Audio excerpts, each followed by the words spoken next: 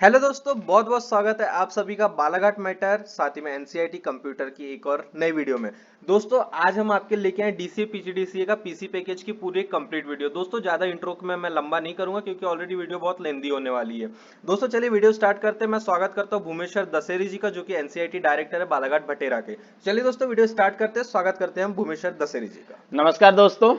मैं आप लोगों को सबसे पहले तो जो डीसीएल पीजीडीसी के जो स्टूडेंट हैं इनको मैं सबसे पहले आप लोगों को सिलेबस के बारे में आप लोगों को बता देता हूँ, डिस्क्राइब कर देता हूँ कि सिलेबस जो है आप लोगों की जो फर्स्ट यूनिट में हम लोग जो पढ़ने वाले हैं। जैसे फर्स्ट यूनिट में हम लोग पूरा पढ़ेंगे, ऑपरेटिंग सिस्टम पढ़ेंगे, फाइल फोल्डर पढ़ेंगे, डेस्कटॉप पब्लिशिंग पढ़ेंगे, आप लोगों के पास एसेसरीज ऑप्शंस पढ़ेंगे, या ऐसे बहुत सारी चीज़ हम लोग पढ़ेंगे पूरा कंप्लीट करके।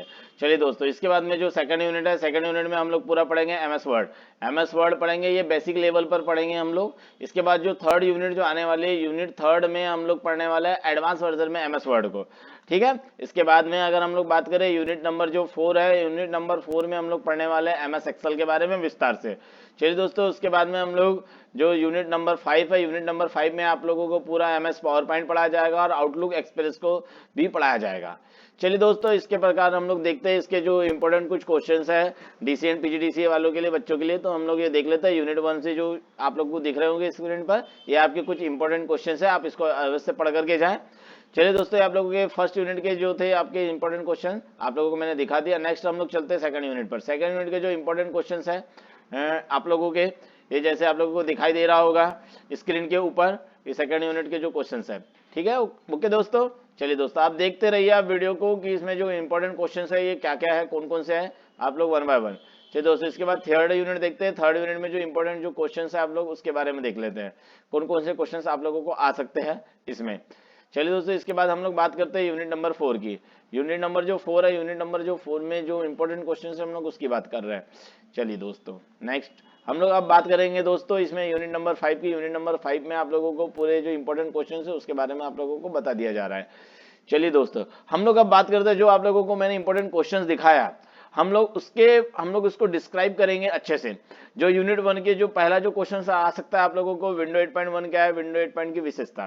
तो विंडो जो होता है, विंडो आप लोगों को पता है, आप लोगों को एग्जाम में विंडो से रिलेटेड क्वेश्चन है, विंडो 8.1 से रिलेटेड क्वेश्चन है, आप इसके बारे में आसानी से लिख सकते हैं। आप लोगों को वैसे ही पता है जो विंडो 8.1 है इसे माइक्रोसॉफ्ट कंपनी के द्वारा डेवलप किया है, एक प्रकार का क्या है, ऑपरेटिंग सिस्टम है। इसके बाद में जो विंडो 8.1 के बाद में अलग अलग जो बहुत सारे लेटेस्ट वर्जन भी मार्केट में उपलब्ध है ना। तो हम आप लोगों को ये पता है। ठीक है, ये इसका जो इसकी अलग अलग प्रकार की विशेषता होती है विंडो 8.1 की। पहला जो होता है आप लोगों की इसकी जो विशेषता की हम लोग बात करेंगे, तो एक होता है आप लोगों का जो इसका इंटरफेस है काफी अच्छा है। ठीक है, मतलब आप लोगों को जीयूआई इंटरफेस प्रोवाइड करता है ये आप लोगों को सबसे पहले तो। ओके, चलिए इसके बाद में जो नेक्स्ट इसमें जो फीचर्स होता है ये होता है स्टार्ट स्क्रीन। विंडो 8 में हम लोग ने देखा होगा कि अलग अलग प्रकार से आपको स्क्रीन के माध्यम से दिखाई दे रहा है। तो एक स्टार्ट स्क्रीन दिखाई देती है जो क्या होती है, कलरफुल होती है ना। बैकग्राउंड जो होती है हमेशा क्या होती है, इमेज के रूप में दिखाई देती है। उसके बाद में होता है लाइव टाइटल। लाइव टाइटल के रूप में आप लोगों को इस प्रकार से जो दिखाई दे रहा है आप लोगों को एप्स के रूप में आप लोगों को दिखाई देता है।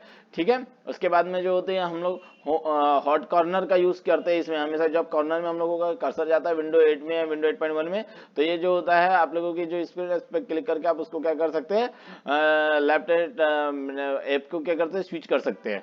चलिए दोस्तों, उसके बाद में हम लोग बात करेंगे इसके विंडो 8.1 की ऑनलाइन की जो विशेषता होती है ना। ऑनलाइन भी एक विशेषता होती है इसके अंतर्गत। साथ में इसमें हम लोग जो बोलते हैं सोशल मीडिया जो होता है, सोशल मीडिया की विशेषता भी हम लोग देख सकते हैं। इसमें फेसबुक होता है, ट्विटर होता है ना, व्हाट्सअप से ये जितने भी एप्स होते हैं आप इसमें रन करा सकते हैं विंडो 8.1 में। ये भी एक अच्छी इसकी विशेषता है। साथ ही हम लोग बात कर सकते हैं इसमें इसकी जो इंक्रीज स्पीड को बढ़ाने के लिए ये बहुत ही अच्छा बोले विंडो ऑपरेटिंग सिस्टम है। साथ ही इसमें हम लोग जो हो सकते हैं स्टार्ट मेन्यू है ना, स्टार्ट मेन्यू होता है इसमें राइट कॉर्नर में। ठीक है, इसके बाद में इम्प्रूव सिक्योरिटी बहुत अच्छी प्रोवाइड किया है इसमें। एंटीवायरस जो प्रोग्राम्स होते हैं एक प्रकार का मतलब सीधा सीधा बात किया जाए तो इसमें एक सिक्योरिटी प्रोवाइड करता है आप लोगों को विंडो 8.1। चलिए दोस्तों, हम लोग बात करते हैं विंडो 8.1 को लॉगिन कैसे करेंगे, नेक्स्ट क्वेश्चन। तो विंडो 8.1 में आप लोगों को पता है कैसे लॉगिन करते हैं, आप लोगों को स्क्रीन दिखाई दे रहा हूँ, दिखाई दे रही है आप लोगों को, है ना। तो इस प्रकार से आप लोग क्या कर सकते हैं, लॉगिन कर सकते हैं इसमें, जिसमें आप लोगों को क्या करना होता है, साइन इन पर क्लिक करना होता है। साइन इन पर क्लिक करते हैं तो हम लोग क्या करते हैं, यूजर नेम और उसका क्या करना होता है, पासवर्ड आप लोगों को एंटर करना होता है, तभी आप क्या कर सकते हैं, विंडो 8.1 में क्या कर सकते हैं, लॉगिन हो सकते हैं। चलिए दोस्तों, उसके बाद में हम लोग देखते हैं कि विंडो 8.1 के उपयोग।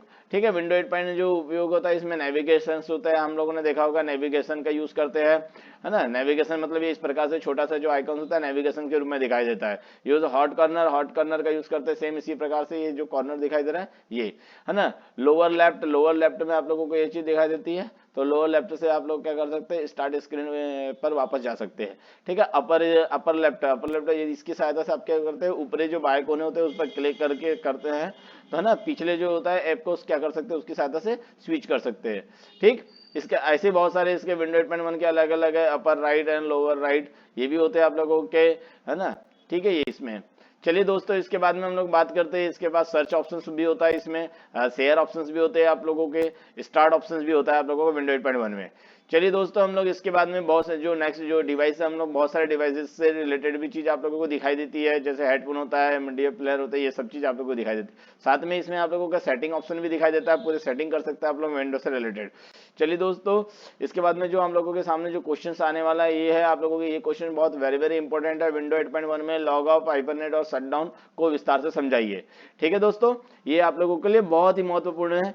आप लोगों को पता है जो ये विंडो 8 और जो विंडो 8 पॉइंट का हम लोग जब यूज करते हैं तो ये है ना, इसमें हम लोग कंप्यूटर को बंद करना चाहते हैं तो या स्टार्ट करना चाहते हैं तो बहुत ही पहले दिक्कत होती थी, लेकिन ये बहुत इजी एंड टू अंडरस्टैंड आप लोगों के लिए ऑपरेटिंग सिस्टम है ना, जिसमें आप आसानी से क्या कर सकते हैं, साइन आउट, स्लीप कर सकते हैं, शट डाउन कर सकते हैं और कंप्यूटर को क्या कर सकते हैं, रिस्टार्ट भी कर सकते हैं। इसके लिए हम लोगों की बात करेंगे सेटिंग की बात करते हैं तो इसमें होती है सेटिंग, पहली जो सेटिंग शट डाउन होता है, रिस्टार्ट और हाइबरनेट और यूजिंग सेटिंग। इनकी सेटिंग देख लेते हैं आप लोगों को क्या करना होता है। विंडो 8 और विंडो 8.1 में जब कंप्यूटर को बंद करने का जो तरीका होता है, जिसमें सेटिंग क्रोम के माध्यम से होता है ना, जिसमें हम लोग क्या कर सकते हैं, विंडो के साथ आई दबा करके आप क्या कर सकते हैं, पावर पर क्लिक करते हैं या टैब पर क्लिक करते हैं, है ना। या तो इसके बाद जो इसमें अगर बात किया जाए तो इसकी फर्स्ट स्टेप जो होती है, ठीक है, इसकी फर्स्ट स्टेप्स में हम लोग क्या करते हैं, डेस्कटॉप पर खुले किसी प्रोग्राम को क्या कर सकते हैं, बंद कर दिया जाता है और स्टार्ट स्क्रीन को बंद करने की आवश्यकता नहीं होती। चलिए दोस्तों, इसके बाद में आप लोगों को क्या होता है, कॉर्नर्स बार होता है, इसमें कॉर्नर्स बार होती है, ठीक है, जिस पर बार्स होती है, जिसमें मेनू दिखाई देता है आप लोगों को, और माउस को स्क्रीन के ऊपर या जो दाई और जो बाई और जो कॉर्नर होता है वहां पर आप लोगों को इंडिकेट करता है। ठीक। उसके बाद में नेक्स्ट जो स्टेप्स होती है, इसमें सेटिंग क्रोम ऑप्शन पर क्लिक करेंगे, इसके बाद में पावर ऑप्शन पर क्लिक करेंगे, जिसमें आप लोगों के पास शट डाउन और रिस्टार्ट और हाइबरनेट ऑप्शन आपको दिखाई देगा। या तो इसके पास अलग से एक बोला जाए शॉर्टकट की भी होती है, शॉर्टकट की के माध्यम से भी हम लोग क्या कर सकते हैं, कंप्यूटर को शट डाउन, रिस्टार्ट और हाइबरनेट कर सकते हैं, जिसके लिए आप लोगों को क्या करना होता है, Alt+F4 की प्रेस कर सकते हैं, जिसमें आप लोगों को पूरे ऑप्शन दिखाई देते हैं इस ड्रॉप डाउन लिस्ट में, है ना। शट डाउन, रिस्टार्ट, हाइबरनेट और है ना हाइबरनेट, ये सभी प्रकार के ऑप्शन आपको इस प्रकार, ये देखो डायलॉग बॉक्स में मैं आप लोगों को दिखा रहा हूँ, ये डायलॉग बॉक्स जो ओपन हो रहा है आप लोगों को, यहाँ पर एक जो ड्रॉप डाउन लिस्ट है उसमें आप लोगों को सभी ऑप्शन दिखाई देंगे, है ना। शट डाउन भी दिखाई देगा, आपका हाइबरनेट भी दिखाई देगा, लॉगिन भी दिखाई देगा, ये सभी प्रकार के ऑप्शंस आपको यहाँ पर दिखाई देते हैं। तो ये Alt+F4 से विंडो या डायलॉग बॉक्स ओपन होता है। चलिए दोस्तों, इसके बाद हम लोग जो नेक्स्ट को अगर हम लोग बात करें तो इसके अंतर्गत बहुत सारे क्वेश्चन आते हैं। नेक्स्ट जो क्वेश्चन है आप लोगों का डेस्कटॉप बैकग्राउंड ऑप्शन, है ना, जिसको हम लोग बोलते हैं, आपको इसको क्वेश्चन थोड़ा सा कभी कभी चेंज कर सकता है। पर्सनलाइजिंग डेस्कटॉप क्या होता है, इसके अंतर्गत आपको इसको विस्तार से समझाइए। तो ऐसा भी क्वेश्चन आ सकता है पर्सनलाइजेशन का, तो जिसके अंतर्गत आप लोगों को लिखना है desktop background option, icon, screen saver, themes, है ना। तो आपको इसको बताना है, रिप्रेजेंट करना है विस्तार से। देखो आप लोग जब भी आप लोगों ने देखा होगा, जब हम लोग विंडो 8 में या विंडो 8.1 में जब हम लोग राइट क्लिक करते हैं तो इस प्रकार के देखो पर्सनलाइजेशन ऑप्शन दिखाई दे रहा है आपको। इस पर जब क्लिक करेंगे तो आपको अलग अलग प्रकार के आप ये जो है उसका बैकग्राउंड बदल सकते हैं, थीम्स बदल सकते हैं। ठीक, ये इतने प्रकार के आप लोग इसमें आसानी से काम कर सकते हैं ना। आइकॉन भी बदल सकते हैं, स्क्रीन सेवर का भी यूज कर सकते हैं आदि, है ना। ये आप लोगों को ये करना पड़ेगा, पर्सनलाइजेशन ऑप्शन के अंदर जाना पड़ेगा, है ना, जिसमें आप लोग क्या कर सकते हैं, font size, text display setting का भी आप चेंज कर सकते हैं। इसमें how to change the font size कैसे चेंज करेंगे आप लोग, इस प्रकार से ये चीज भी आप आसानी से लिख सकते हैं। ठीक है, पर्सनलाइजेशन के अंतर्गत इसमें आप लोग उसकी क्लियर एडजस्ट क्लियर टाइप की सेटिंग भी आप क्या कर सकते हैं, कम ज्यादा आपको जैसा करना है उस प्रकार से आप क्या कर सकते हैं, एडजस्ट करते हैं। ये न्यू फीचर्स में आपको दिखाई देंगे विंडो 8.1 में।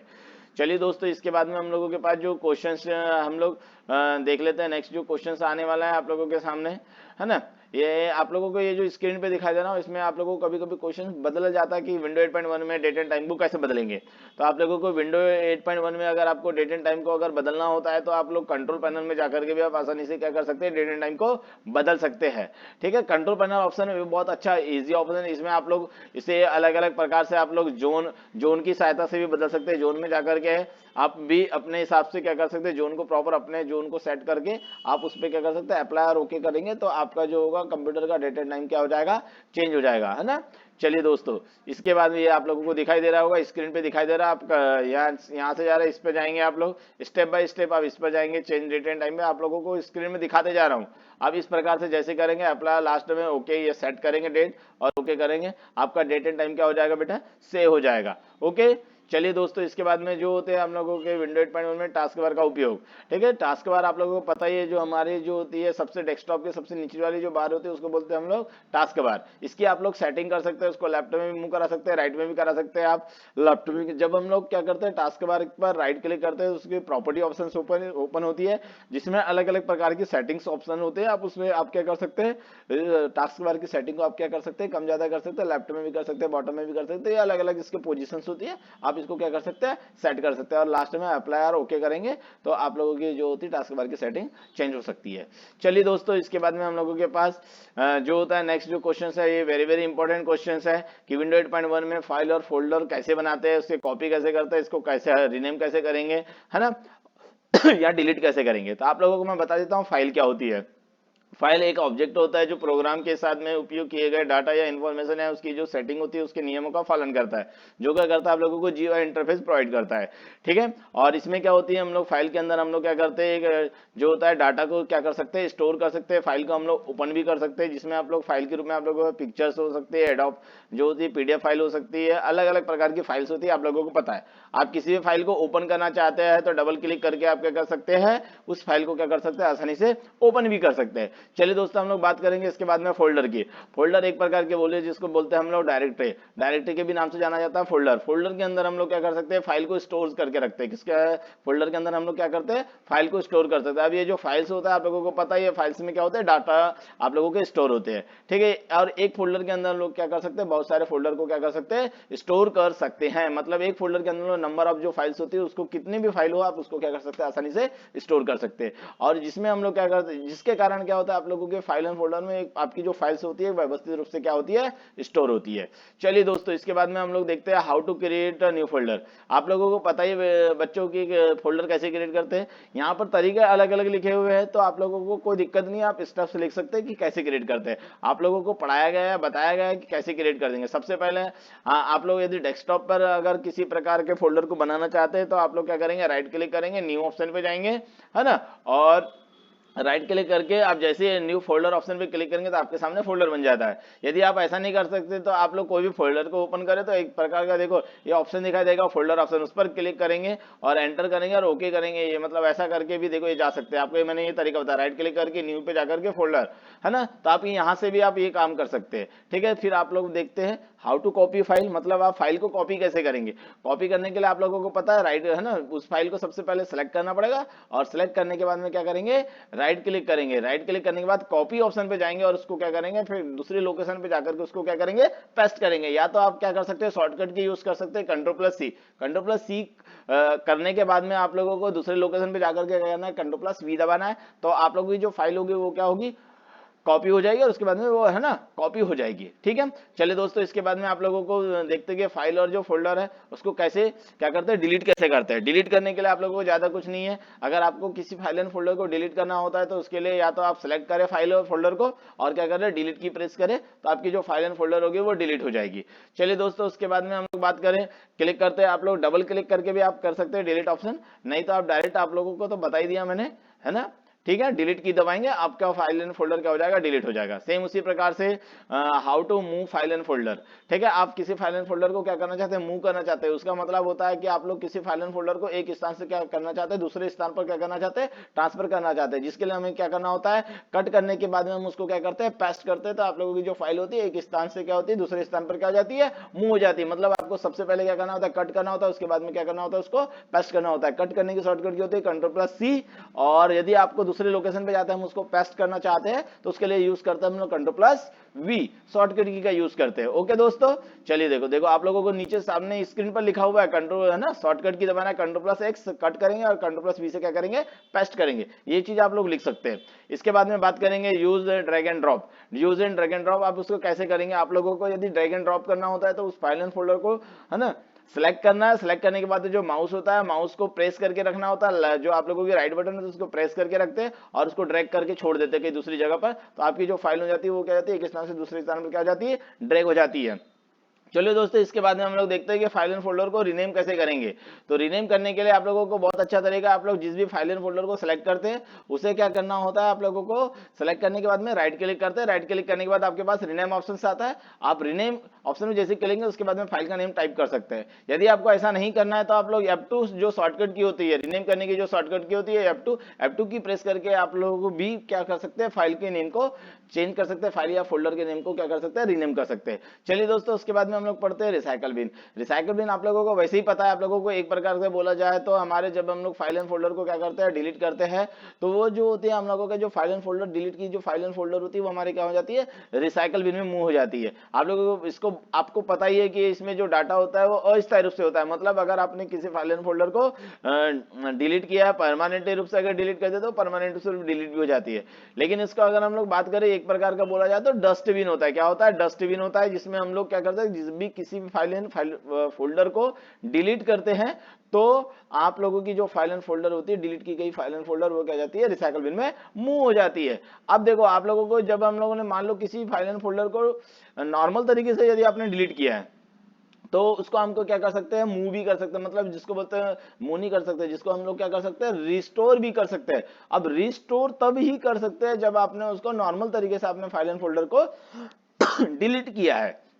यदि मान लो आप लोग किसी फाइल एंड फोल्डर को क्या करना चाहते हैं, परमानेंट रूप से डिलीट करना चाहते हैं, तो आप लोगों को शिफ्ट के साथ में डिलीट की प्रेस करना होता है, तो आपकी जो फाइल एंड फोल्डर होती है परमानेंट रूप से क्या हो जाती है, डिलीट हो जाती है। और ये जब आप किसी फाइल एंड फोल्डर को परमानेंट रूप से डिलीट करते हैं तो उसको रिस्टोर नहीं कर सकते, अर्थात आप लोगों को पता ही है कि आपने जो परमानेंट किसी फाइल एंड फोल्डर को डिलीट किया तो उसे वापस नहीं लेकर के आया जा सकता।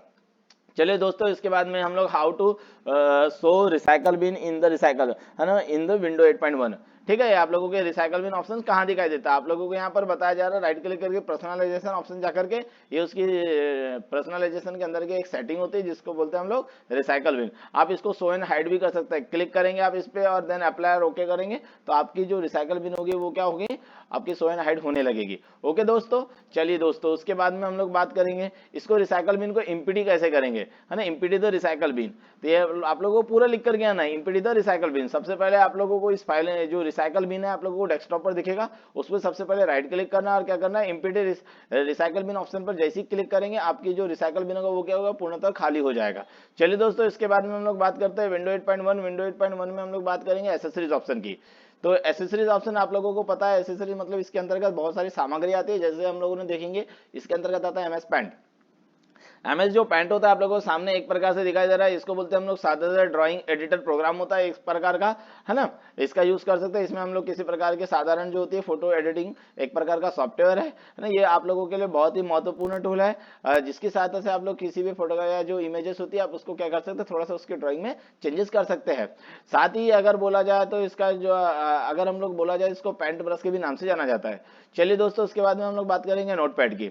नोटपैड एक प्रकार का बोला जाए तो टेक्स्ट एडिटर प्रोग्राम होता है ना, और इसमें हम लोग सिर्फ ओनली फॉर टेक्स्ट का यूज कर सकते हैं, इसमें किसी प्रकार की इमेज का यूज नहीं कर सकते। इसका एक्सटेंशन नेम होता है .txt होता है, ठीक है, इसका एक्सटेंशन नेम। और इसमें जो होता है हम लोग बात करते थे, जब हम लोग नोटपैड को खोली जाती है फाइल को ओपन करते हैं, इसमें 64 KB फाइल का साइज होता है। चलिए दोस्तों, मतलब हम लोग इस प्रकार से नोटपैड देखते हैं। इसके बाद में होता है वर्डपैड। वर्डपैड भी आप लोगों का एसेसरीज ऑप्शन का ही तरीका, लेकिन ये क्या होता है, नोटपैड का एडवांस वर्जन होता है। मतलब इसमें हम लोग क्या कर सकते हैं, टेक्स्ट की फॉर्मेटिंग आसानी से कर सकते हैं इसमें, है ना, और इसमें साथ में पैराग्राफ की भी फॉर्मेटिंग कर सकते हैं, कलर भी कर सकते हैं, ये सब आप आसानी से इसमें कर सकते हैं, किसमें, वर्डपैड में। चलिए दोस्तों, इसके बाद में हम लोग बात करेंगे विंडो मीडिया प्लेयर की। विंडो मीडिया प्लेयर जो होता है आप लोगों ने देखा होगा, इसके अंतर्गत अलग अलग प्रकार के गाने या म्यूजिक को सुनने के लिए हम लोग विंडो मीडिया प्लेयर का यूज करते हैं। ऑडियो भी हो सकता है, वीडियो भी हो सकता है, इसमें दोनों प्रकार के वीडियो को रन किया जा सकता है, आसानी से सुन सकते हैं आप इसमें गाने, वीडियो के भी रूप में देख सकते हैं और आसानी से ऑडियो को भी आप आसानी से सुन सकते हैं और देख सकते हैं। ओके दोस्तों, चलो इसके बाद में बात करते हैं हम लोग कैलकुलेटर की। कैलकुलेटर मतलब जिसकी सहायता से हम लोग क्या करते हैं, कैलकुलेशन करना स्टार्ट करते हैं, कैलकुलेशन करते हैं, जिससे जोड़ना घटाना गुणा करना भाग देना ये सब हम लोग इसमें आसानी से कर सकते हैं। लेकिन जो कैलकुलेटर होता है, कैलकुलेटर को भी दो भागों में अलग अलग भागों में डिवाइड किया है। एक साइंटिफिक कैलकुलेटर होता है, एक स्टैंडर्ड कैलकुलेटर होता है। ये जो आपके सामने दिखाई दे रहा है जो बेटा, वो साइंटिफिक कैलकुलेटर है, आप उसको स्टैंडर्ड कैलकुलेटर में भी कन्वर्ट कर सकते हैं। इसके शॉर्टकट की होते हैं Alt+1 और एक होती है Alt+2।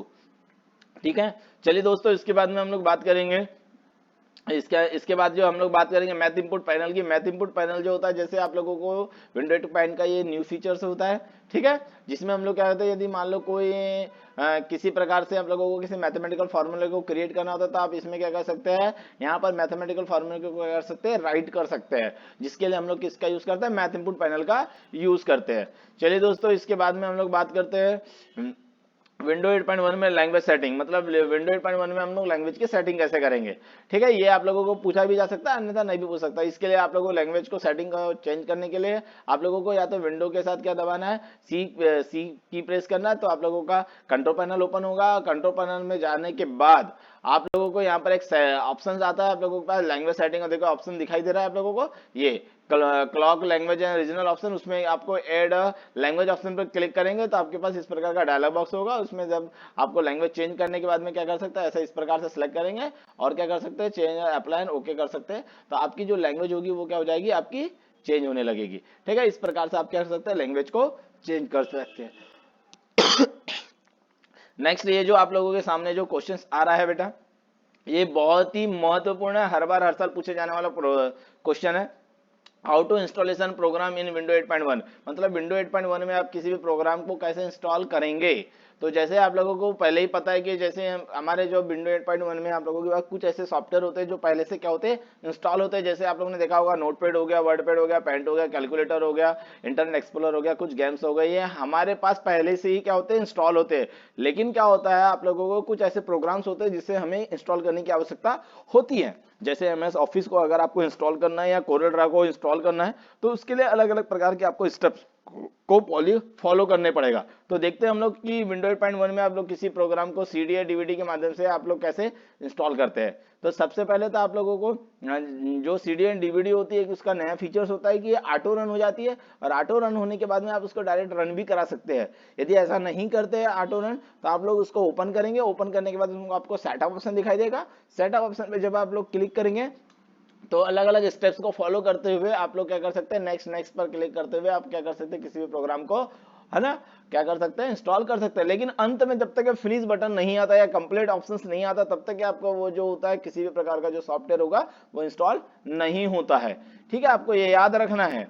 चलिए दोस्तों, उसके बाद में आप लोगों को एग्जाम्स में जो पूछा जाता है अनइंस्टॉलेशन प्रोग्राम, मतलब आप किसी प्रोग्राम को आपने इंस्टॉल किया है, उस प्रोग्राम को आप क्या करना चाहते हैं, हटाना चाहते हैं, तो उसके लिए हम लोग किसका यूज करते हैं, अनइंस्टॉलेशन प्रोग्राम ऑप्शन का यूज करेंगे। अब देखते हैं इसको अनइंस्टॉल करना होता है तो आपको कहां जाना होता है, कैसे करेंगे आप अनइंस्टॉल। तो सबसे पहले देखो आप लोगों को प्रोग्राम, मतलब सबसे पहले तो आप लोगों को कंट्रोल पैनल को ओपन करना है। कंट्रोल पैनल को ओपन करने के बाद आपको सबसे पहले उसमें अनइंस्टॉलेशन प्रोग्राम वाले ऑप्शन पे जाना है। अनइंस्टॉलेशन वाले प्रोग्राम ऑप्शन पे आप जैसे ही क्लिक करेंगे, आपके सामने इस प्रकार का जो होगा डायलॉग बॉक्स ओपन होगा। उसमें से आप लोग जो प्रोग्राम को अनइंस्टॉल करना चाहते हैं उसको क्या करेंगे, सेलेक्ट करेंगे। सेलेक्ट करने के बाद में अनइंस्टॉल बोला जाए या चेंज ऑप्शन पर आप जैसे ही क्लिक करेंगे तो आपका प्रोग्राम क्या होगा, वो अनइंस्टॉल होने लगेगा।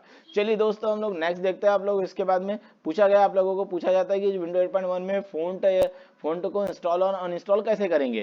ठीक है, सेम तरीका है बेटा, आप लोगों को जो फ़ॉन्ट को अनइंस्टॉल और इंस्टॉल करने का सेम तरीका हो सकता है आप लोगों के पास। आपको लेकिन थोड़ा सा तरीका चेंज है। आपको सेम कंट्रोल पैनल पे जाना है और अपेयरिंग एंड पर्सनलाइजिंग ऑप्शन पे जाना है। आपको फ़ॉन्ट ऑप्शन का फोल्डर दिखाई देगा, उस पर जब आप क्लिक करेंगे तो इस प्रकार आप लोगों को फ़ॉन्ट, जितने भी फ़ॉन्ट आपके इसमें इंस्टॉल है वो दिखाई देने लगे। उसमें से किसी एक को सिलेक्ट करना है और क्या करना है, रिमूव ऑप्शन पे क्लिक करना है।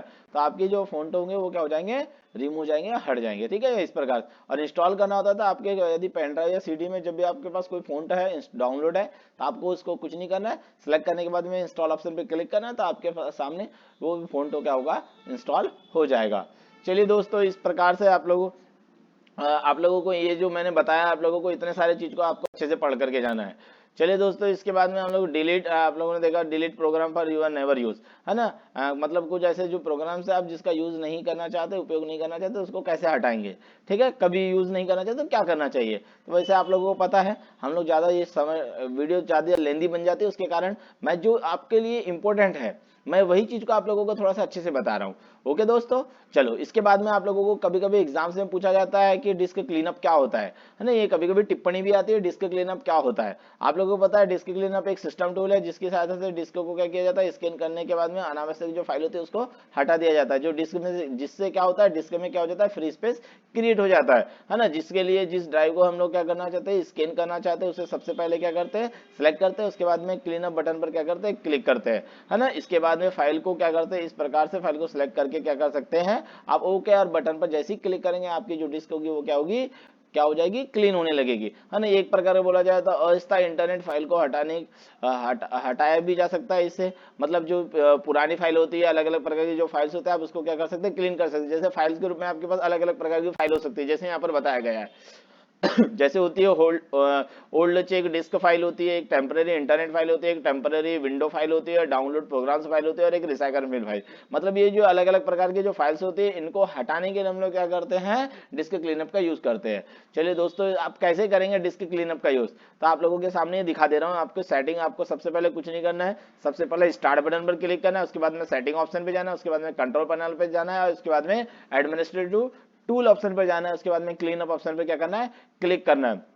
जैसे आप लोग क्लिनिक ऑप्शन पे क्लिक करेंगे तो आपके जो होता है ड्राइव लिस्ट शो होने लगेगी। इस प्रकार की आपको ये डायलॉग बॉक्स दिखाई देगा आप लोगों को। उसमें से ये जो है आप उसको क्या करेंगे, आपको चेक मार्क करना है, उसके बाद में क्या करना है, ओके बटन पर क्लिक करना है, और डिलीट ऑप्शन लास्ट में क्या करना है, डिलीट फाइल पर क्लिक करना है। तो आपकी जो फाइल होगी जो कंप्यूटर में है वो क्या हो जाएगी, क्लीन अप हो जाएगी, ठीक है। इस प्रकार से आप क्या कर सकते हैं, डिस्क क्लीनअप का यूज कर सकते हैं। इसके बाद में आप लोगों की हम लोग बात करेंगे नेक्स्ट जो आप लोगों के पास आने वाला है। इसके बाद में आप लोग पढ़ने वाले हैं जो होता है बहुत ही इंपॉर्टेंट टॉपिक आपका, डिस्क डिफ्रेगमेंट। डिस्क डिफ्रेगमेंट का जो यूज करते हैं हम लोगों की जो हार्ड डिस्क होती है, उसमें जब भी हम लोग कोई प्रोग्राम को जो होती है हम लोग उसमें जब हम लोग कोई भी प्रोग्राम को क्या करते हैं, इंस्टॉल करते हैं, तो एक सीक्वेंस क्रम में अरेंज नहीं होता है ना। जिससे क्या होता है, आप लोगों के हार्ड डिस्क की जो होता है, हार्ड डिस्क के बीच में कुछ क्या होता है, अननेसेसरी स्पेस क्रिएट हो जाता है। उनको रिमूव करने के लिए हम लोग डिस्क डिफ्रेगमेंट का यूज करते हैं, जिसके लिए हमें कुछ नहीं करना होता है। उसका क्या करना होता है, उसको फ्रैगमेंट नहीं होता तो हम उसे क्या करना होता है, डिस्क डिफ्रेगमेंट कहते हैं। चलिए दोस्तों, उसके बाद में कैसे करेंगे हम लोग डिस्क डिफ्रेगमेंट, आप लोगों के मैं आप लोगों को वीडियो थोड़ा सा दिखा दे रहा हूं कि आपको एक कैसा कैसा लिख करके आना है। तो ये आप लोगों को इस प्रकार से पूरी तरह से लिख करके आना है। तो आप बात करेंगे हम लोग हाउ टू डिस्क डिफ्रेगमेंट, कैसे करेंगे आप लोग डिस्क डिफ्रेगमेंट। तो कुछ नहीं करना है, आप लोगों को सबसे पहले स्टार्ट बटन पे क्लिक करना है, उसके बाद में कंट्रोल पैनल पे जाना है, इसके सिस्टम एंड सिक्योरिटी ऑप्शन पे जाना है। उसके बाद में आप लोगों को डिस्क डिफ्रेगमेंट का ऑप्शन दिखाई देगा, इस प्रकार का डायलॉग बॉक्स ओपन होगा। उसके बाद उसमें आप लोगों को ड्राइव दिखाई देगी, उसको ड्राइव को क्या करना है, सबसे पहले सेलेक्ट करना है। सेलेक्ट करने के बाद में डिस्क डिफ्रेगमेंट और डिस्क ऑप्शन दिखाई देगा, उस पर आपको ऐसा इस प्रकार से क्लिक करना है। और जैसे आप क्लिक करेंगे आप लोगों के पास कुछ प्रोसेस चलेगी, पूरे 100% आप लोगों के प्रोसेस चलेगी। 100% प्रोसेस होने के बाद में आप लोगों की ये जो प्रोसेस होगी कंप्लीट हो जाएगी। चलिए दोस्तों, इसके बाद में आप लोगों के विंडो को अपडेट कैसे करते हैं। विंडो को अपडेट करने के लिए अलग अलग तरीके होते हैं, अलग अलग वर्जन्स में। तो आप लोगों को कुछ नहीं करना है, सबसे पहले आपको क्या करना है, अपने जो विंडो अपडेट के एक सेटिंग ऑप्शन पे जाना है। आपको सेटिंग ऑप्शन में जाकर के आपके पास चेंज पीसी सेटिंग ऑप्शन पे जाना है। उसके बाद में विंडो अपडेट का ऑप्शन दिखाई देगा, और उसके बाद में जैसे विंडो अपडेट ऑप्शन का दिखाई देगा तो वहां पर एक नोटिफिकेशन दिखाई देगा ऊपर। आप उस पर जैसे ही क्लिक करेंगे, क्लिक फॉर अपडेट ऑप्शन पर क्लिक करेंगे तो आपका जो ऑटोमेटिकली जो होगा विंडो अपडेट होने लगेगा। चलिए दोस्तों, इसके बाद में आप लोगों के पास में पूछा जाता है, कभी कभी आप लोगों को पूछा जाता है कि वायरस क्या होता है। तो वायरस के बारे में भी आप लोगों को थोड़ा सा देख करके जाना कि कैसे आप अपने कंप्यूटर को वायरस से बचाएंगे। आप लोगों को पता ही है वायरस एक प्रकार का आपके जो जितनी भी फाइल्स होती है आपको उसको डिलीट भी कर सकता है। इसलिए सिक्योरिटी पर्पज के लिए हम लोग किसका यूज करते हैं, वायरस का यूज करते हैं। चलिए दोस्तों, इसके बाद में हम लोग आप लोगों को मैं जो वायरस से अगर हम लोग बात करते हैं तो वायरस का यूज आप लोगों को पता ही है कि जो अगर ये वायरस के लिए को हटाने के लिए हम लोग एंटीवायरस का यूज करते हैं, या तो हमारे जो विंडो 8.1 में जो होता है विंडो डिफेंडर होता है, जो आपके लिए काफी पावरफुल होता है। अगर आपने एंटीवायरस नहीं भी डाला है तो आप लोगों के पास जो अनावश्यक जो फाइल्स होती है आपको आने नहीं देता। ये एक प्रकार का बोला जाता है एंटीवायरस या मालवेयर के जैसे क्या होती है, सिक्योरिटी प्रोवाइड करता है। चलिए दोस्तों, इसके बाद में हम लोग बात करेंगे जो भी नेक्स्ट जो यूनिट होने आने वाली है हमारे पास यूनिट नंबर 2। यूनिट नंबर 2 में हम लोग, मैंने आप लोगों को पहले ही बता दिया पूरा माइक्रोसॉफ्ट ऑफिस 2013 के बारे में आप लोगों को लिख करके आना है। तो आप लोग, हम लोग सबसे पहले इसका इंट्रोडक्शन पार्ट बात कर लेंगे। विंडो अगर बोला जाए माइक्रो, आप लोगों को इस जो एग्जाम्स या जो सिलेबस में आप लोगों को एमएस ऑफिस 2013 दिया हुआ है, जिसे किसे 2 जनवरी 2023 में लॉन्च किया गया था माइक्रोसॉफ्ट ऑफिस कंपनी के द्वारा। इसके अंतर्गत अलग अलग प्रकार के, इसके बाद में बहुत सारे वर्जन है, जैसे ऑफिस 365 होम एडिशन वर्जन है, ऐसे बहुत सारे वर्जन भी आए हैं, कोई दिक्कत नहीं है ना। लेकिन इसमें हम लोग, जैसे हम लोग देखने वाले हैं, इसमें जो ऑफिस 2013 होता है उसमें आप लोग वर्ड पढ़ेंगे, एक्सेल पढ़ेंगे, पावर पॉइंट पढ़ेंगे, आउटलुक एक्सप्रेस पढ़ेंगे, ये इसके बहुत सारे वर्जन्स है ना। जिसके कारण ये इसमें हम लोगों के पास नया फीचर्स भी दिया हुआ है, वन ड्राइव ऑप्शन भी दिया हुआ है, स्काई ड्राइव भी ऑप्शन दिया हुआ है 2013 में, ठीक है। तो ये इस प्रकार के ऑप्शन आपको दिखाई देंगे, लेकिन तब दिखाई देंगे जब आप क्या करेंगे, इसे परचेज करेंगे, है ना। परचेज करने के बाद ही आप इसके इस प्रकार की फैसिलिटी क्या कर सकते हैं, प्राप्त कर सकते हैं। चलिए दोस्तों, इसके बाद में हम लोग देखते हैं कि आप लोगों के बाद में जो एमएस ऑफिस का है, जो न्यू एमएस ऑफिस कैसे न्यू ऑफिस का यूज कैसे करेंगे। तो इसमें आप लोग अलग अलग प्रकार के ऑप्शंस यूज कर सकते हैं, ठीक है। आप लोग, मैं इसमें ज्यादा नहीं बताऊंगा, एमएस ऑफिस के बारे में आप लोगों को पूरा अच्छे से, एमएस वर्ड के बारे में आप लोगों को अच्छे से करके जाना है थ्योरी, ठीक है, कि इसका आविष्कार क्या हुआ है, इसका कब कब आविष्कार हुआ है एमएस वर्ड का। तो आप लोगों को इस प्रकार में कौन कौन सी बार होती है, क्या होती है, इसको पूरा अच्छे से पढ़ करके जाना है, ठीक है दोस्तों। कि टाइटल बार कौन सी होती है, मेनू बार कौन सी होती है, स्टार्ट बटन कौन सी होती है, आप लोगों को पूरा एमएस वर्ड को पढ़ करके जाना है, ठीक है दोस्तों। इसके हम लोग कुछ फीचर्स की बात करेंगे एमएस वर्ड 2013 की, है ना। ये एक प्रकार का न्यू लुक प्रोवाइड करता है, क्या करता है, एक नया लुक, नया न्यू लुक प्रोवाइड करता है। साथ में इसमें क्या होता है, आप लोगों को नेक्स्ट जो फीचर्स होता है, save and share files in cloud, मतलब आपकी जो फाइल होती है वो, उसको आप शेयर भी कर सकते हैं, उसको सेव कर सकते हैं क्लाउड के रूप में। चलिए दोस्तों, इसके बाद में जो होती है आप लोगों के यूज मल्टीमीडिया, आप इसमें किसी भी प्रकार की मल्टीमीडिया का भी यूज कर सकते हैं, जैसे न्यूज लेटर हो गया, फ्लायर्स हो गया, बाउचर्स हो गया, आप इसका यूज कर सकते हैं। और डॉक्यूमेंट मल्टीमीडिया के रूप में आप इसका डॉक्यूमेंट तैयार तैयार भी कर सकते हैं। इसमें अलग अलग प्रकार के मॉड होते हैं, रीड मॉड होता है आप लोगों के पास, ऑब्जेक्ट जूम होता है, इसमें जूम करके देख सकते हैं आप लोगों को, है ना। पेज को जूम इन और जूम आउट कर सकते हैं आसानी से। इसमें रिज्यूम भी क्रिएट कर सकते हैं आसानी से, ऑनलाइन वीडियो भी चला सकते हैं, देख सकते हैं, ठीक है। इसमें reply to comments and Mac theme आप इसमें क्रिएट कर सकते हैं आसानी से। चलिए दोस्तों, इसके बाद में इसके फिर नेक्स्ट जो फीचर्स होता है वो ऐड पॉलिश एंड स्टाइल्स, अलग अलग प्रकार की पॉलिश स्टाइल यूज कर सकते हैं, जिसके रूप में आप, है ना, जिससे आपका डॉक्यूमेंट क्या होता है, अधिक आकर्षित दिखाई देता है ना। जैसे आप लोग ऑनलाइन वीडियो देख सकते हैं, इमेज आदि को क्या कर सकते हैं, आप पीडीएफ में भी क्या कर सकते हैं, खोल सकते हैं। स्टार्ट विद अ टेम्पलेट, जब भी आप लोगों को ये टेम्पलेट्स में, आप लोगों को पता है कि जब हम लोग पहले से बनाए हुए जो डॉक्यूमेंट्स होते हैं, जो आप लोगों के एक प्रकार का फॉर्मेट होता है, जिसको हम लोग क्या बोलते हैं, टेम्पलेट्स होता है। इसमें आप लोगों को ज्यादा ऐसी किसी प्रकार इसमें थोड़ी मोड़ी एडिटिंग करनी होती है, और आप अपना नया डॉक्यूमेंट जो होता है बहुत ही जल्दी बना लेते हैं। चलिए दोस्तों, इसके बाद में आपके पास ओपन एंड एडिट फाइल, आप इसमें क्या कर सकते हैं, कोई फाइल को ओपन करने के बाद में आप उसको क्या कर सकते हैं, पीडीएफ को एडिट भी कर सकते हैं। ये फैसिलिटी आप लोगों को न्यू फीचर्स में आपको मिलेंगी, ठीक है।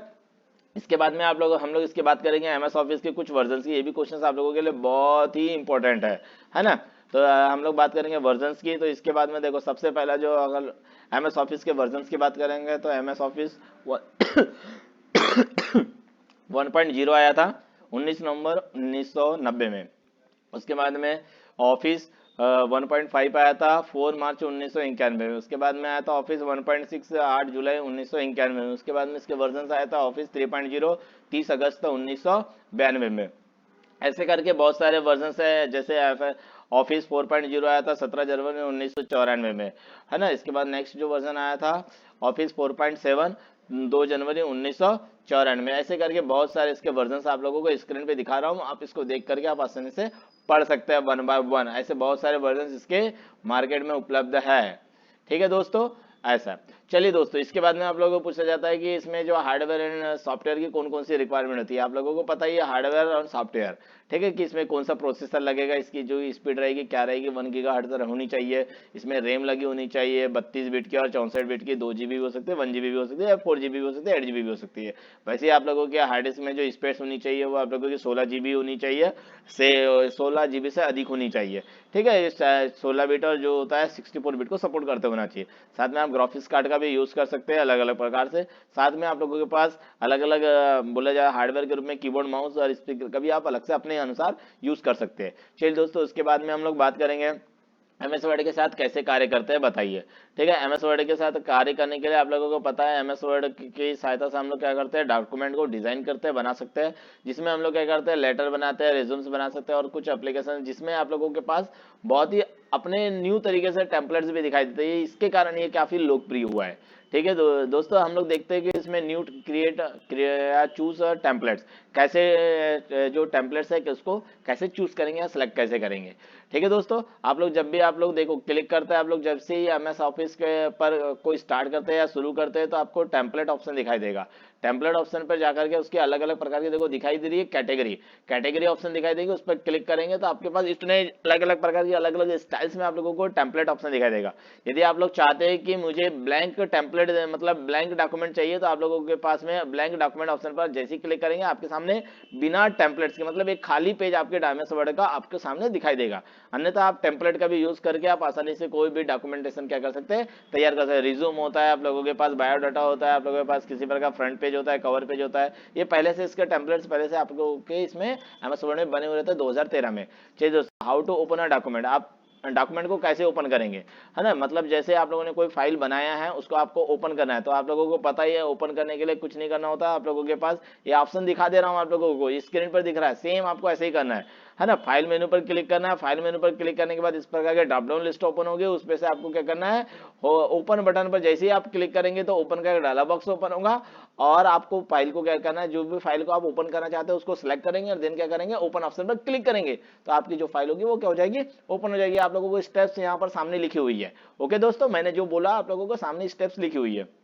उसके बाद में हम लोग बात करेंगे सेव और डॉक्यूमेंट्स। डॉक्यूमेंट को कैसे सेव करेंगे, डॉक्यूमेंट को सेव करने के लिए सेम तरीका, आपके पास फाइल मेनू पर जाना है, फाइल या जिसको बोलते हैं हम लोग फाइल टैब, फाइल टैब पर क्लिक करेंगे। उसके बाद में आप लोग है ना सेव ऑप्शन पर आप लोग क्लिक करेंगे, है ना। उसके बाद में सेव एज का डायलॉग बॉक्स होगा, उसमें आप लोगों को फाइल का नेम देना है और सेव बटन पर क्या करना है, क्लिक करना है। इस प्रकार आप फाइल को क्या कर सकते हैं, सेव भी कर सकते हैं। चलो इसके बाद में आप लोग डॉक्यूमेंट को प्रिंट कैसे करेंगे, प्रिंट करने के लिए same as it is option है, फाइल मेनू में जाए आप लोग और प्रिंट ऑप्शन पे जैसे जाएंगे प्रिंट का डायलॉग बॉक्स ओपन होगा, उसमें प्रिंटर को सिलेक्ट करेंगे और देन क्या करेंगे, क्लिक करेंगे प्रिंट ऑप्शन पर। तो जैसे ही आप लोग क्लिक करेंगे प्रिंट ऑप्शन पे तो आपका प्रिंट आउट क्या हो जाएगा, प्रिंट हो जाएगा।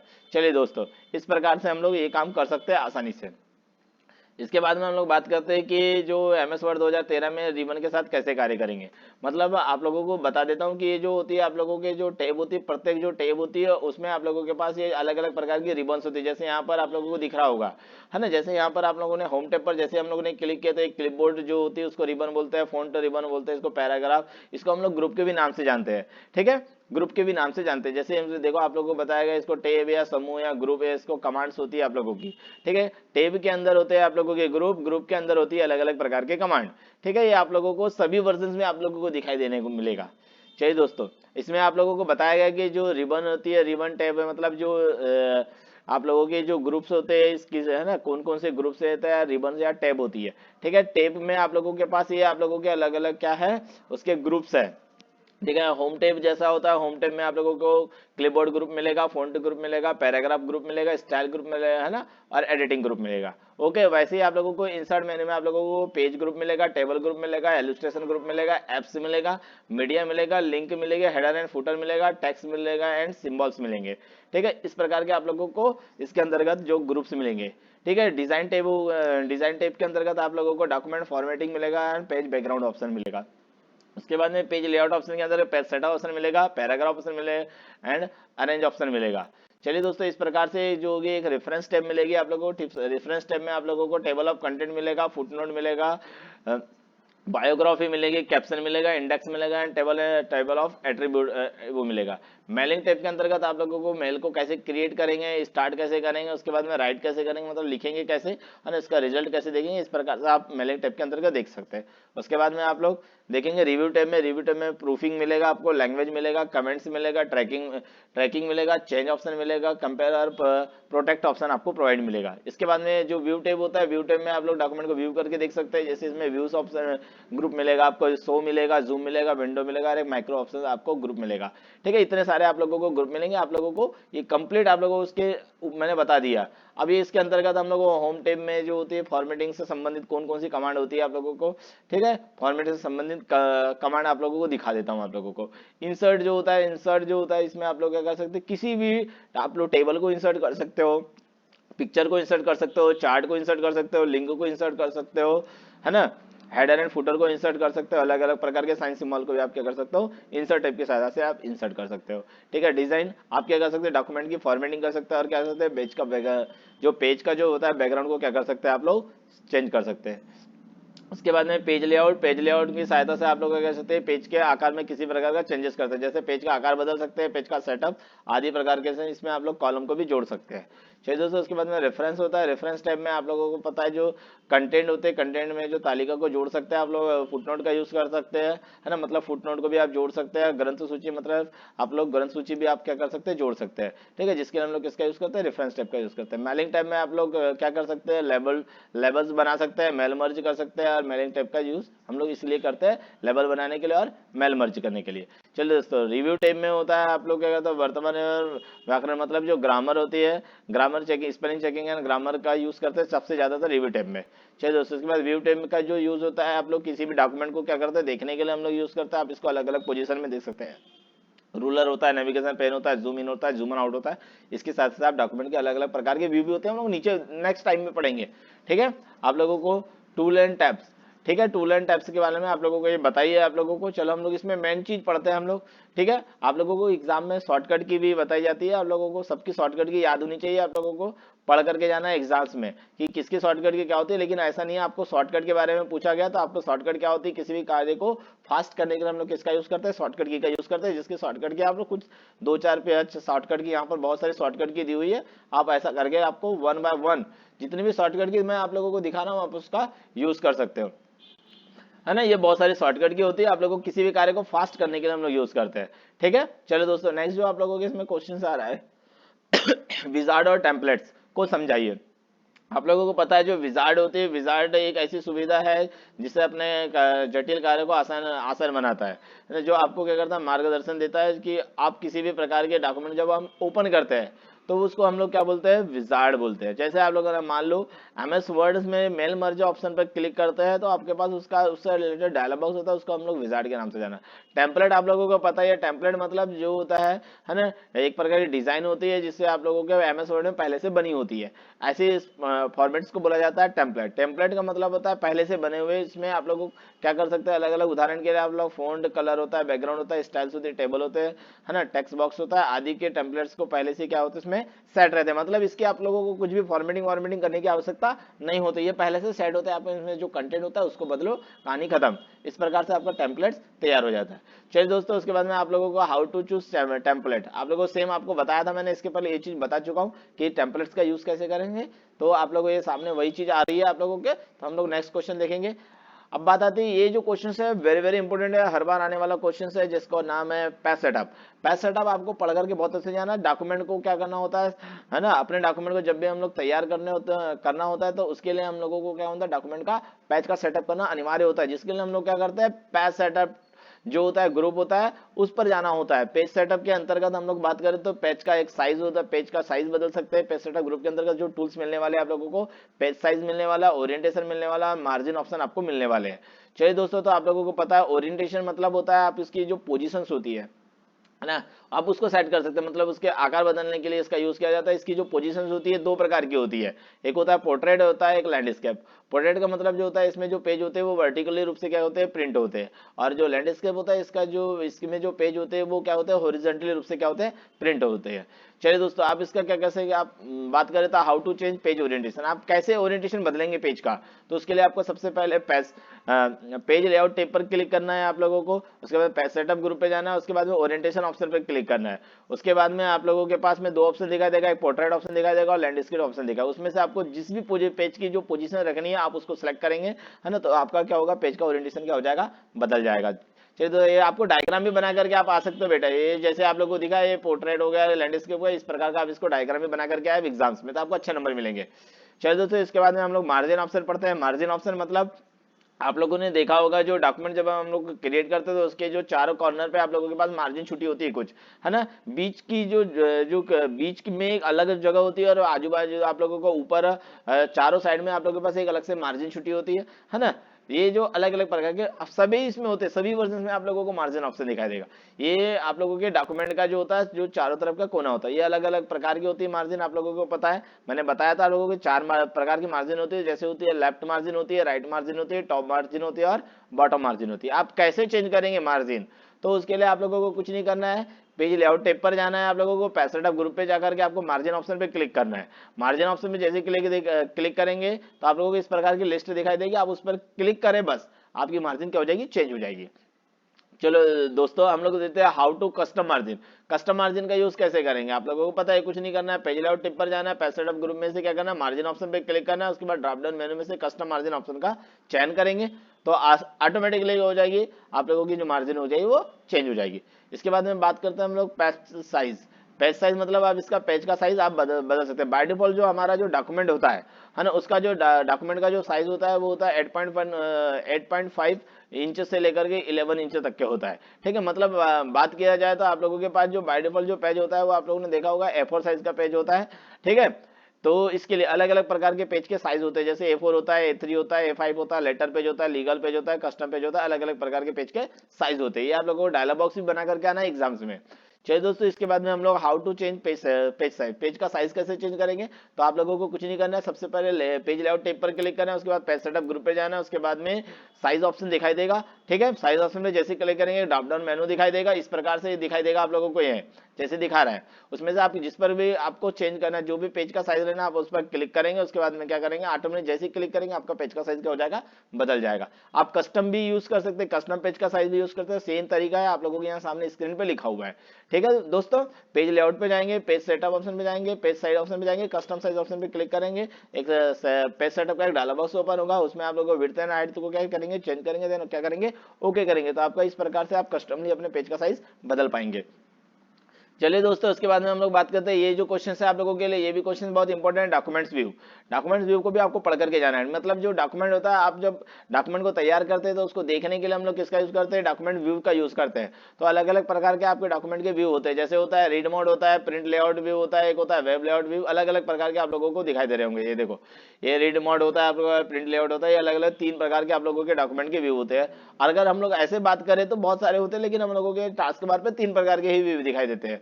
कुल मिलाकर अगर बोला जाए इसके टाइप्स ऑफ व्यू की, तो टाइप्स ऑफ व्यू भी हम लोग देख लेते हैं कि कौन कौन से व्यूज होते हैं। जैसे होते हैं रीड व्यू, जो होता है हम लोग डॉक्यूमेंट इसकी सहायता से क्या कर सकते हैं, हम लोग डॉक्यूमेंट को बिना किसी परेशानी के क्या कर सकते हैं, पढ़ सकते हैं। रीड करने के लिए इसका यूज किया जाता है रीड व्यू का। ठीक है, आप लोग कैसे रीड करेंगे तो आप लोगों को पता है, आप लोग जैसे जाएंगे आप आसानी से क्या कर सकते हैं, व्यू टैब पे जाकर के रीड मोड ऑप्शन पे जैसे ही क्लिक करेंगे आपका डॉक्यूमेंट क्या हो जाएगा, दिखाई देने लगेगा। ओके दोस्तों, उसके बाद में होता है प्रिंट लेआउट व्यू। अरे प्रिंट लेआउट जो व्यू होता है, आप लोग इसका जो यूज करते हैं, हम लोग का जो डॉक्यूमेंट होगा वो कैसा प्रिंट होने वाला है, आप उसके व्यू को देख सकते हैं। उसके लिए हम लोग यूज करते हैं प्रिंट लेआउट व्यू का।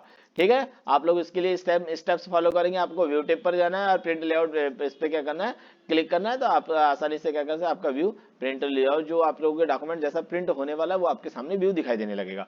सेम उसके बाद आता है वेब लेआउट। वेब लेआउट मतलब आप लोगों को वेब पेज के रूप में आप लोगों के पास में व्यू दिखाई देता है इसमें।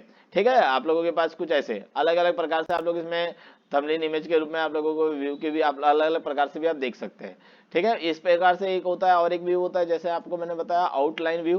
तो आउटलाइन व्यू में जो होता है आप लोगों के जो होते हैं शीर्षक है, जो शीर्षक होते हैं, जो सब शीर्षक होते हैं, मतलब हेडिंग होती है और जो उसकी सब हेडिंग होती है, वो आपको एक साइड में कॉर्नर में दिखाई देती है आउट व्यूज के रूप में, आउटलाइन व्यूज के रूप में। इसको भी देखने के लिए सेम तरीका, आपको व्यू टिप पे जाना है ना, और आप लोगों को अपडेट वर्जन पे वेब लेआउट ऑप्शन पर क्लिक करना है। उसके बाद में ड्रॉप रिव्यू ऑप्शन पर, मतलब आप यहाँ पर ऑप्शन दिखाई देगा, आपके पास अलग अलग ऑप्शन आप यहाँ से क्लिक कर पाएंगे। उसके बाद ऑनलाइन ऑप्शन पे क्लिक कर पाएंगे। एक होता है आपके पास ड्रॉप रिव्यू ऑप्शन सेम तरीके से आपको दिखाई देगा, सेम ऑप्शन है। ठीक है, चलिए दोस्तों, उसके बाद में हम लोग बात करेंगे आप लोगों के पास ये जो क्वेश्चन है ये भी बहुत ही इंपॉर्टेंट होने वाला है। इसका आप क्वेश्चन बदल सकते हैं, आपका एग्जाम्स में क्वेश्चन चेंज हो सकता है ना। इसमें आप लोगों को जैसे यहाँ लिखा हुआ है एमएस वर्ड में फॉन्ट स्टाइल और टेक्स्ट एट्रीब्यूट को समझाइए।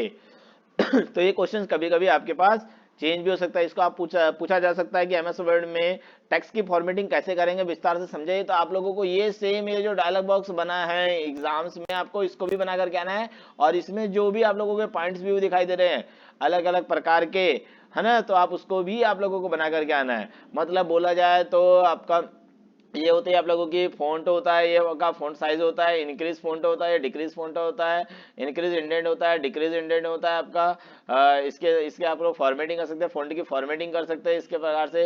ये अलग अलग, ये बोल्ड होता है, बोल्ड करना होता है, ये होता है आपका इटैलिक करना है, अंडरलाइन करना है। इस प्रकार से इससे आप लोगों का जो टेक्स्ट होता है इसके पीछे का बैकग्राउंड कलर कर सकते हैं, चेंज कर सकते हैं, इससे टेक्स्ट का कलर चेंज कर सकते हैं। और ये जो होता है एक ब्रश होता है जिसको फॉर्मेट प्रिंटर बोलते हैं, ठीक है। अब इसका भी यूज़ कर सकते हो, ये आपको इसको अच्छे से विस्तार से बताना है, नीचे हम लोग जो देख लेते हैं।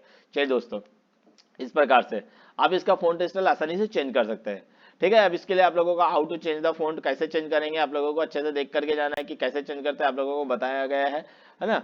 चेंज करेंगे, उसका साइज कैसे चेंज करेंगे। साइज को चेंज करने के लिए सिर्फ आपके पास जो फ़ॉन्ट साइज वाला ऑप्शन है उस पर क्लिक करेंगे तो आपका फ़ॉन्ट साइज चेंज हो जाएगा, ठीक है। कलर है आप लोग, इसके बाद में आप लोगों का अलग डायलॉग बॉक्स भी ओपन होता है। इस प्रकार से जो दिखाई दे रहा है आप लोगों को सेम ऑप्शन है ना। श्रिंक, ग्रो एंड श्रिंक को कमांड का यूज कैसे करेंगे, आप इससे बड़ा एंड छोटा कर सकते हैं आसानी से, है ना, ठीक है। इस प्रकार से आप लोगों को कलर भी चेंज कर सकते हैं, आप अलग अलग प्रकार से बोल्ड भी कर सकते हैं आप लोग, है ना। How to use bold, italic और अंडरलाइन, सेम तरीका है। बोल्ड करने के लिए Ctrl+B का यूज करेंगे, इटैलिक करने के लिए Ctrl+I का यूज करेंगे, अंडरलाइन करने के लिए Ctrl+U का यूज करते हैं। अलग अलग शॉर्टकट की होती है, सेम तरीका होता है आप लोगों को, है ना। होम टैब पर जाना होता है और ये फोन ग्रुप के अंदर दिखाई देगा आप लोगों के पास, ठीक है। बोल्ड ऑप्शन, इटैलिक ऑप्शन और अंडरलाइन ऑप्शन, आप जिससे इस पर क्लिक करेंगे आपका जो टेक्स्ट होगा वो क्या होगा, बोल्ड इटैलिक। लेकिन क्या होता है आप लोगों को ये बता दूं कि आप लोगों को किसी भी उससे रिलेटेड किसी भी चीज को करना होगा उसके लिए सबसे पहले आपका टेक्स्ट क्या होना चाहिए, सिलेक्टेड होना चाहिए, तभी जाकर के वो आप लोगों का काम करेगा, ठीक है। आप इसमें साथ टेक्स्ट के साथ में आप लोग केस भी चेंज कर सकते हैं, अलग अलग प्रकार के अपर केस होता है, लोअर केस होता है, नॉर्मल केस होता है, सेंटेंस केस होता है, टॉगल केस होता है।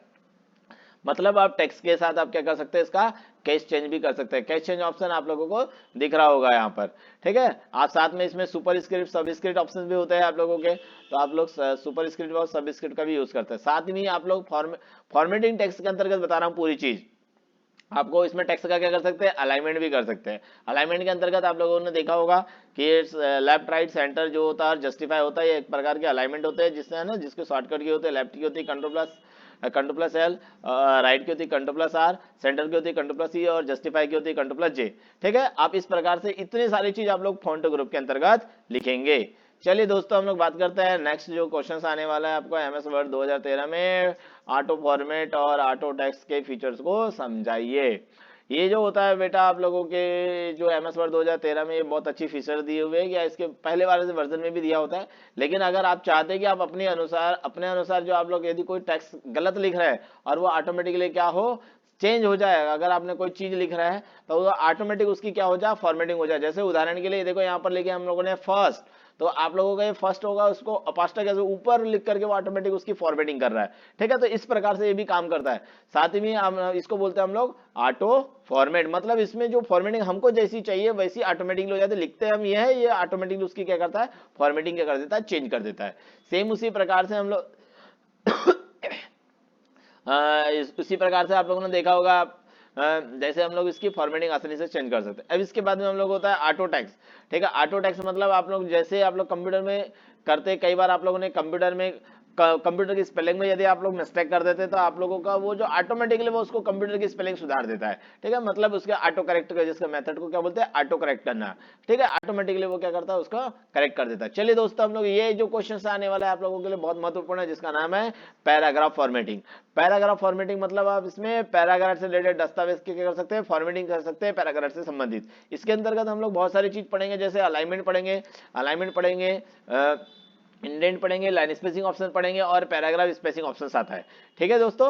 ये आप लोगों को इसको विस्तार से बनाना है। डायग्राम देखो, आप लोगों को ये डायलॉग बॉक्स दिखा दे रहा हूँ, ये पूरे ग्रुप को, पैराग्राफ जो ग्रुप है आपके सामने ये जो दिखाई दे रहा है, इस ग्रुप को पूरी तरह से आप लोगों को लिख करके आना है इसके अंदर। जैसे आप लोगों के अलाइनमेंट होते हैं 4 प्रकार के, ठीक है। हम लोग नीचे देखेंगे थोड़ा सा कि अलाइनमेंट कौन कौन से होते हैं। देखो आप लोग ये जो होता है पैराग्राफ अलाइनमेंट जो होता है आप लोगों को मैंने बताया था इसके पहले, लेफ्ट अलाइनमेंट होता है, सेंटर अलाइनमेंट होता है, राइट अलाइनमेंट होता है और जस्टिफाई अलाइनमेंट होता है। इनके शॉर्टकट की भी मैं आप लोगों को बता चुका हूं इसके पहले। चलिए दोस्तों, इसके बाद में होता है आप लोगों के पास बाद में होता है line spacing options. Line spacing options मतलब 2 लाइनों के बीच में क्या होता है, अलग अलग प्रकार की स्पेसिंग देने के लिए हम लोग किसका यूज करते हैं, लाइन स्पेसिंग ऑप्शन का यूज करते हैं। अलग अलग प्रकार की लाइन स्पेसिंग होती है, आप लोगों ने देखा होगा, है ना। लाइन स्पेसिंग सिंगल स्पेसिंग होती है, डबल लाइन स्पेसिंग है, डबल स्पेसिंग होती है। इसके लिए अलग अलग प्रकार के लाइन स्पेसिंग होते हैं। 1.0 लाइन स्पेसिंग होती है, 1.5 लाइन स्पेसिंग होती है, 2.0 होती है, 3.0 होती है। इस प्रकार से लाइन स्पेसिंग होती है अलग अलग प्रकार की। चलिए दोस्तों, आप कैसे चेंज करेंगे, आप लोगों के सामने लाइन स्पेसिंग ऑप्शन दिया हुआ है। आपको पैराग्राफ हमेशा होम टेब पर जाना है ना, और पैराग्राफ ग्रुप के अंतर्गत लाइन स्पेसिंग ऑप्शन पे क्या करना है, क्लिक करना है। तो आपके पास इस प्रकार का ये फॉर्मेट दिखाई देगा। अलग अलग प्रकार किस किस फॉर्मेट में होती है आप इसको भी लिख सकते हैं विस्तार से। चलिए दोस्तों, हम लोग ज्यादा आप लोग वीडियो को और नहीं ज्यादा लेंदी नहीं करना चाहते, इसलिए हम लोग थोड़ा सा आगे बढ़ते हैं।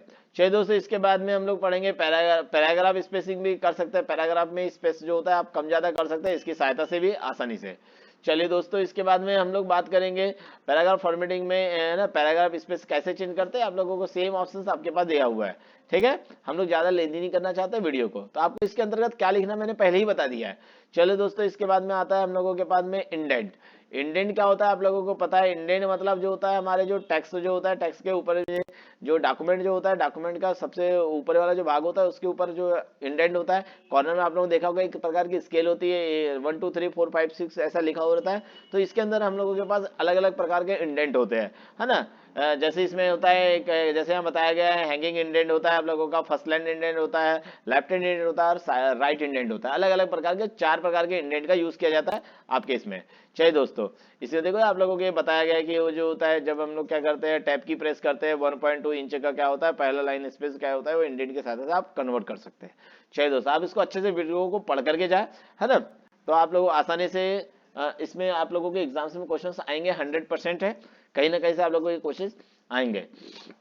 चलिए दोस्तों, इसके बाद में हम लोग बात करते हैं अपने नए जो क्वेश्चंस है कि इसमें जो होते हैं इंडेंट कमांड क्या होता है, ये पूरी चीज आप लोगों को 1 बाय 1 यहाँ पर लिखा हुआ है, मैं ज्यादा नहीं बात करूंगा, है ना। नेक्स्ट जो क्वेश्चंस आते हैं ये भी जो क्वेश्चंस है 100% आने के चांस है बॉर्डर एंड सेटिंग ऑप्शन, है ना। तो आप लोगों को बॉर्डर एंड सेटिंग ऑप्शन को भी अच्छे से पढ़ करके जाना है, ठीक है। इसका देखो आप लोगों को मैं बता दे रहा हूँ बॉर्डर और सेटिंग ऑप्शन में अंतर क्या है, ठीक है। ये डिफॉल्ट रूप से तो होता है, पैराग्राफ में कई बॉर्डर एंड जो सेटिंग नहीं होती। आप लोगों को पता है कि जब हम लोग पैराग्राफ यूज करते हैं तो कई जो बाय डिफॉल्ट रूप से कोई भी सेटिंग नहीं होती, ठीक है। मतलब आपने ना बॉर्डर होती है और ना सेटिंग होती है, आप लोगों को ये भी पता है। लेकिन हम लोग क्या कर सकते हैं अपने डॉक्यूमेंट में और अधिक अट्रैक्टिव रूप से अपने को पसंद आए, इसलिए हम लोग क्या कर सकते हैं सेटिंग का यूज कर सकते हैं और बॉर्डर का भी यूज कर सकते हैं, ठीक है।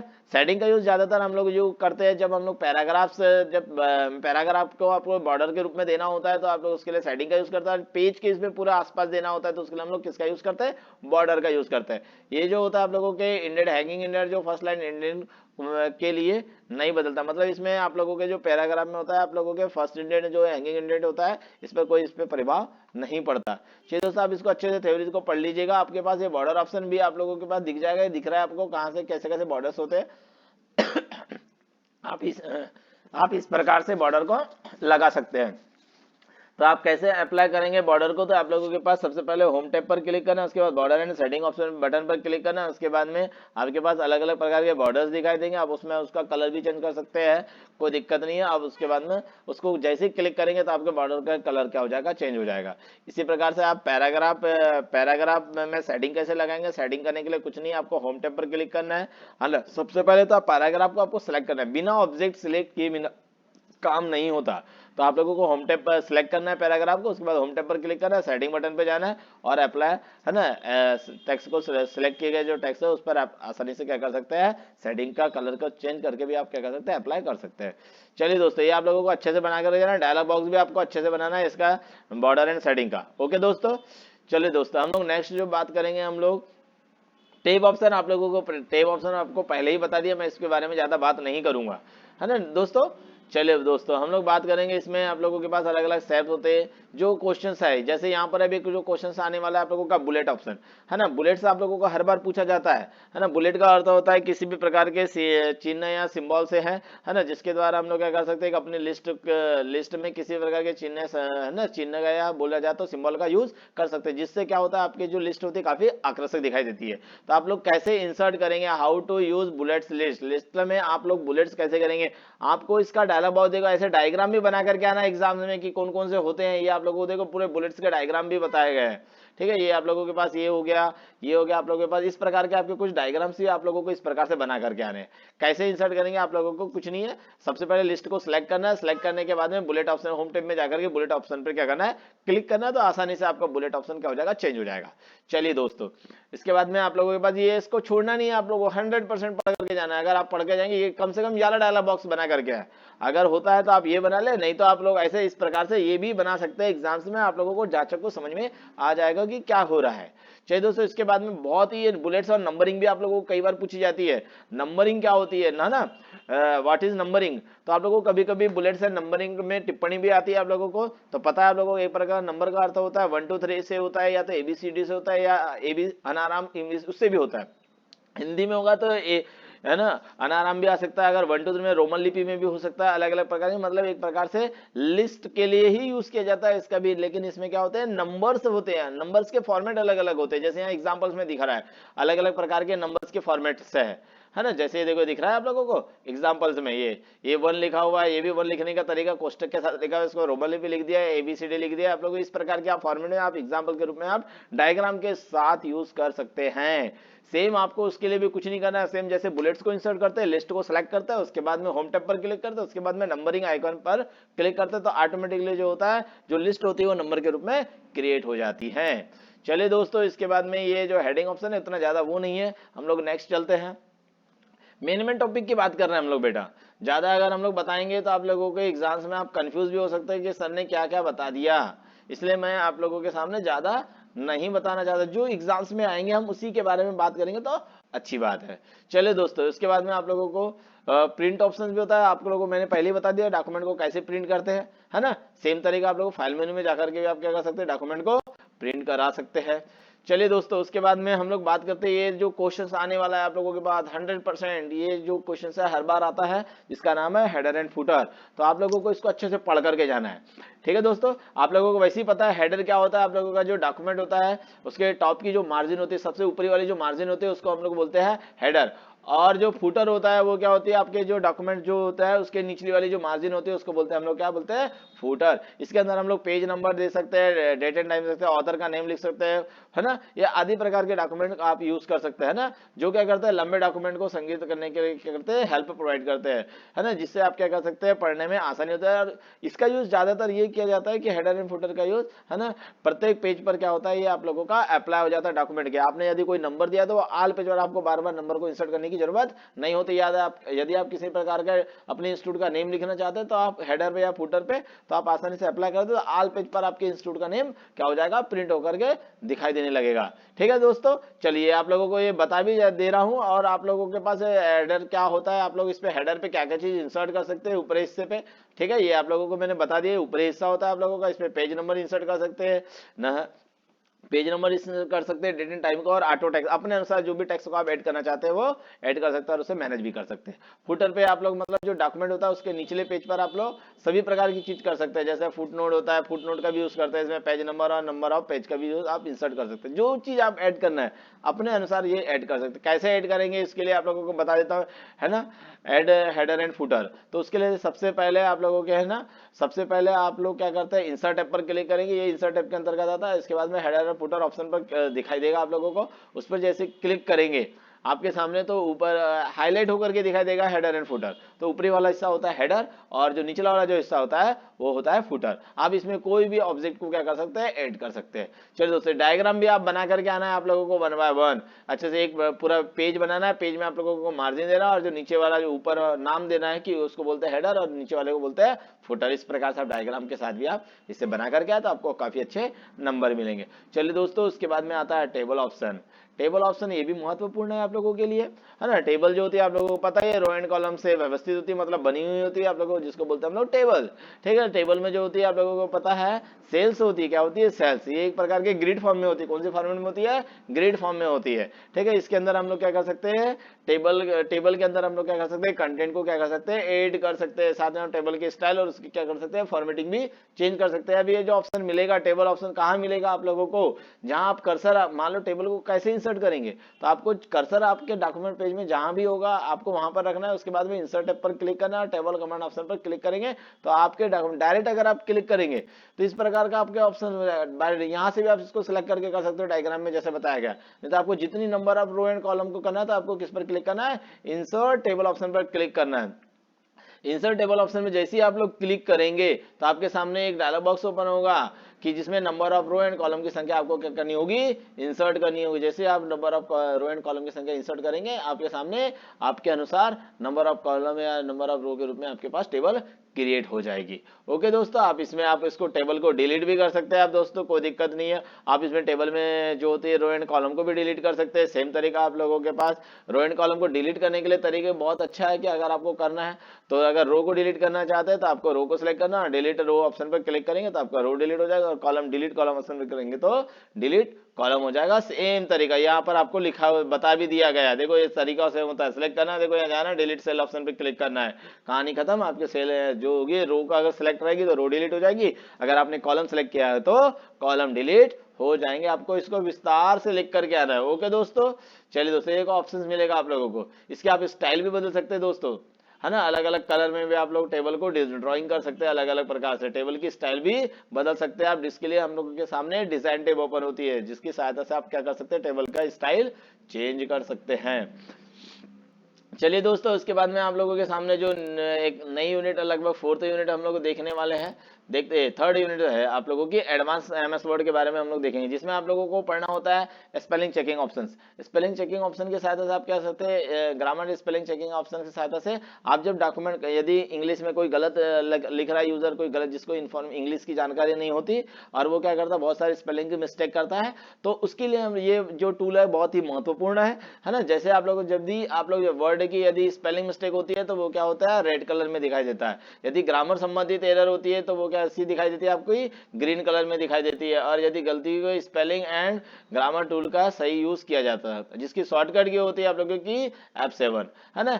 F7 दबा करके आप स्पेलिंग एंड चेकर का डायलॉग बॉक्स क्या कर सकते हैं, ओपन कर सकते हैं। इसमें एक सजेशन डायलॉग बॉक्स भी होता है। आपको ऐसा लगता है कि ये नहीं, ये स्पेलिंग सही है, तो आप उसके लिए आप उसको सजेशन डायलॉग बॉक्स में जो स्पेलिंग सही है आप उसको सिलेक्ट करें और है ना ओके करें, तो आप अप्लाई ओके करेंगे तो ऑटोमेटिकली वो जो स्पेलिंग होगी वो क्या हो जाएगी, राइट हो जाएगी। ओके दोस्तों, इसके आप लोग ऑटोमेटिकली कैसे चेंज करते हैं, तो आप लोगों के पास F7 दबा करके आप कर सकते हो। या तो आप लोग कुछ नहीं करना है, आप लोगों को एमएस वर्ड जब आप ओपन करेंगे उसके बाद में रिव्यू टैब में आप लोगों के पास ऑप्शन दिख जाएगा spelling and grammar checking option, आप उस पर जाकर के भी आप कर सकते हो। ऐसे देखो ये दिखाता है आप लोगों के पास कि कौन सी स्पेलिंग राइट है, सजेस्ट कर रहा है आप लोगों को। सजेस्ट में से आप लोगों को जो सही होगी आप उसको सिलेक्ट करेंगे और उस पर जैसे ही क्लिक करेंगे तो आपकी स्पेलिंग क्या हो जाएगी, चेंज हो जाएगी। आप ऑनलाइन के माध्यम से भी आप एमएस वर्ड 2013 में आप लोग क्या कर सकते हैं, स्पेलिंग चेकिंग का को करेक्ट कर सकते हैं।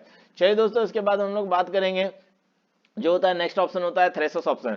थ्रेशोल्ड ऑप्शन का जो यूज करते हैं आप लोगों ने देखा होगा, डॉक्यूमेंट में हम लोगों को मान लो किसी एक वर्ड है, किसी वर्ड की जगह पर हम लोग क्या करना चाहते हैं, उससे रिलेटेड मतलब उससे संबंधित समानार्थी शब्द को ढूंढना चाहते हैं या इंसर्ट करना चाहते हैं, तो उसके लिए हम लोग किसका यूज करते हैं, थ्रेशोल्ड ऑप्शन का यूज करते हैं बेटा, जिसकी शॉर्टकट की होती है शिफ्ट के साथ F7।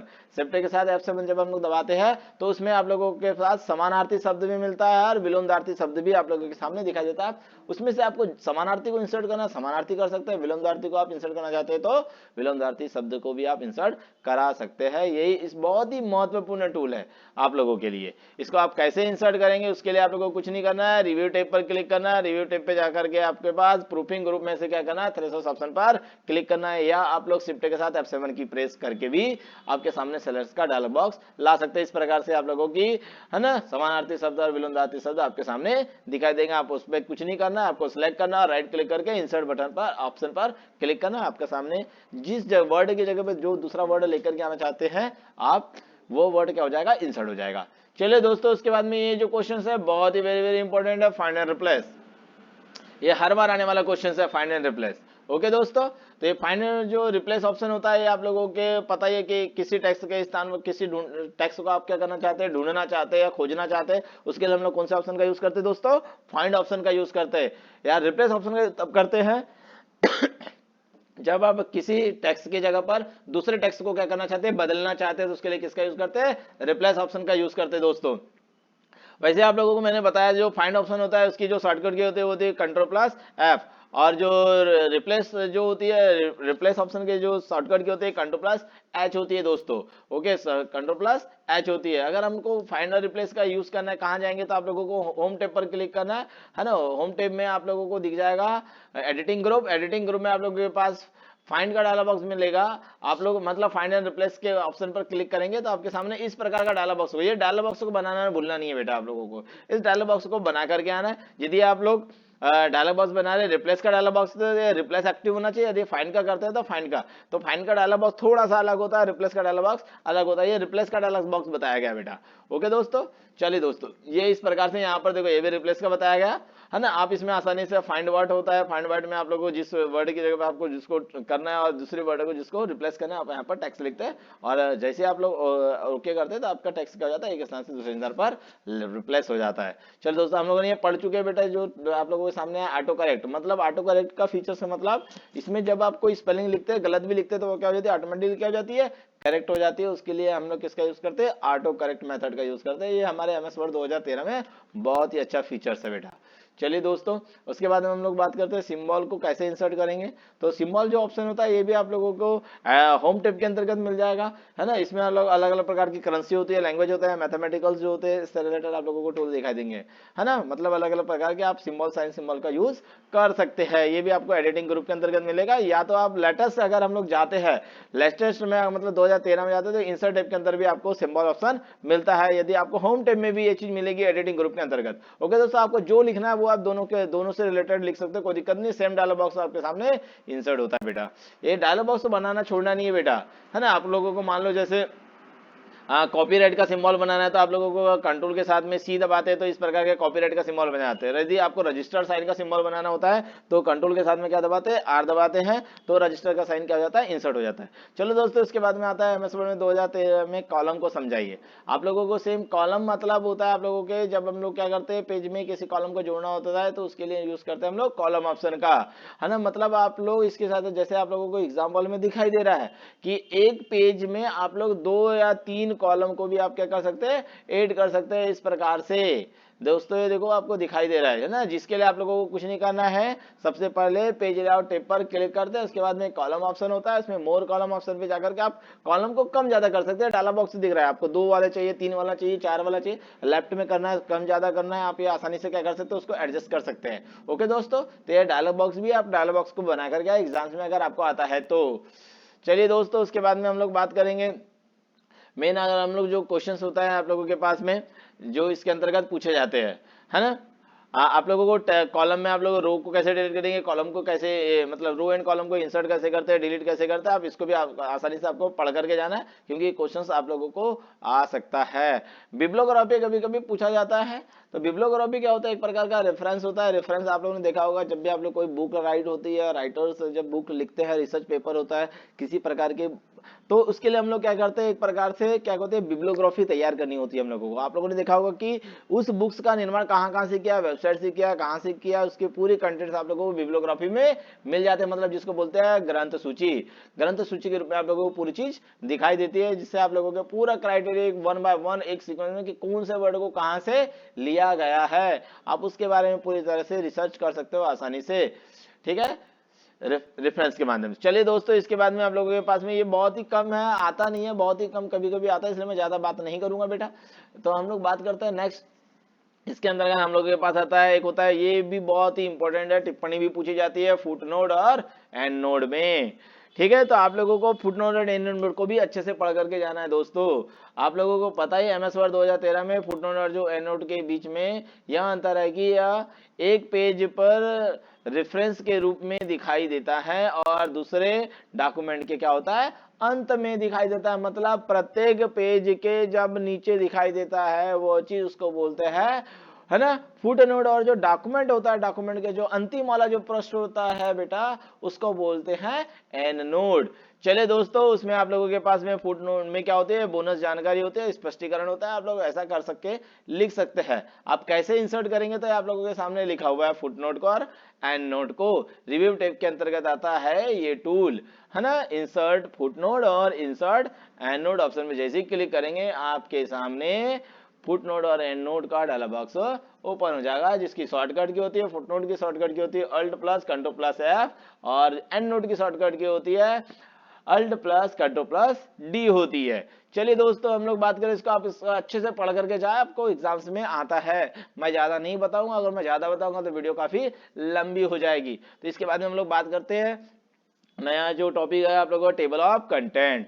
टेबल ऑफ कंटेंट क्या होता है आप लोगों को ये बता दो। आप लोगों ने देखा होगा जब हम लोग क्या करते हैं, किसी प्रकार की बुक को बनाते हैं, उसके सामने आपका क्या होता है, टेबल ऑफ कंटेंट होता है, जिसमें अलग अलग प्रकार की स्टाइल्स के रूप में आप लोगों के पास में हेडिंग्स होती है, और हेडिंग्स के सामने उसका नंबर भी, पेज नंबर, कौन सी चीज, कौन सा टॉपिक है, वो कौन से पेज में उसे लिखा गया है, वो चीज आपको दिखाई देती है इस प्रकार से, जैसे आप लोगों को दिखा दे रहा हूं मैं डायलॉग बॉक्स में।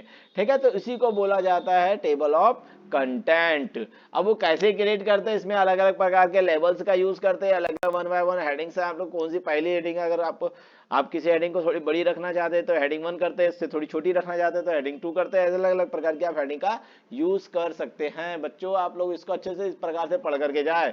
यदि आप लोग क्या करना चाहते हैं, रिमूव करना चाहते हैं टेबल ऑफ कंटेंट को, कुछ नहीं करना है आप लोगों को, कि सिर्फ रेफरेंस टैब पर क्लिक करना है, टेबल ऑफ कंटेंट ऑप्शन पर क्लिक करना है, और उसके बाद में remove table of content option पर क्लिक करना है। तो आपके जो होंगे, जो कंटेंट होंगे आप लोगों के, मतलब जो बोला जाए तो टेबल ऑफ कंटेंट जो आप लोगों ने इंसर्ट किया उसको क्या कर सकते हैं, आप हटा सकते हैं, रिमूव कर सकते हैं।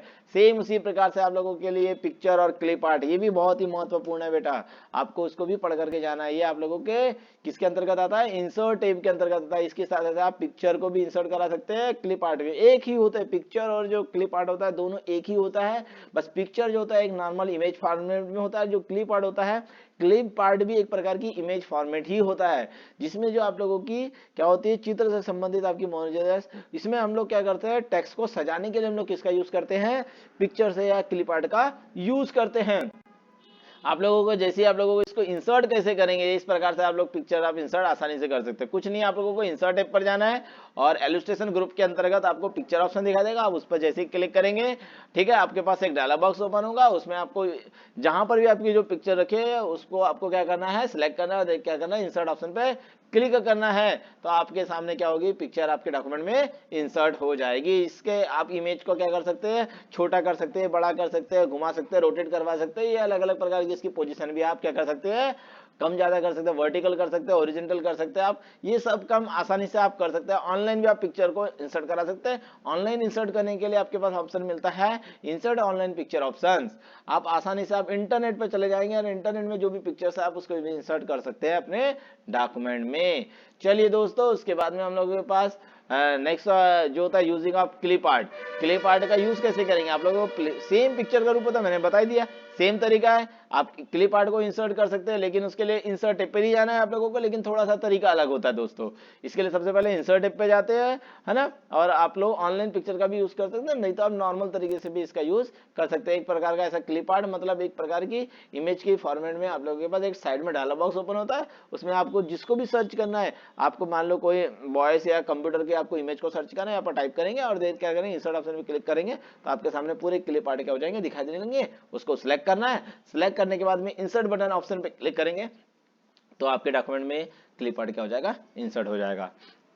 चलिए दोस्तों, इसके बाद में सेव है, सेव ऑप्शन को भी आप इंसर्ट कर सकते हैं। इंसर्ट मेन्यू में जाकर के सेव मतलब अलग अलग प्रकार की आकृतियां आपने देखा होगा, दिख रहा है सामने, है ना। इसके में करना, सर्कल करना, छोटा करना, एरो बनाना, तीर बनाना है, आप लोगों को अलग अलग प्रकार के शेप में आप लोगों को बनाना है, तो आप लोग इसके लिए भी यूज कर सकते हैं। ये भी इंसर्ट टैब के अंतर्गत आपको मिलने वाला है।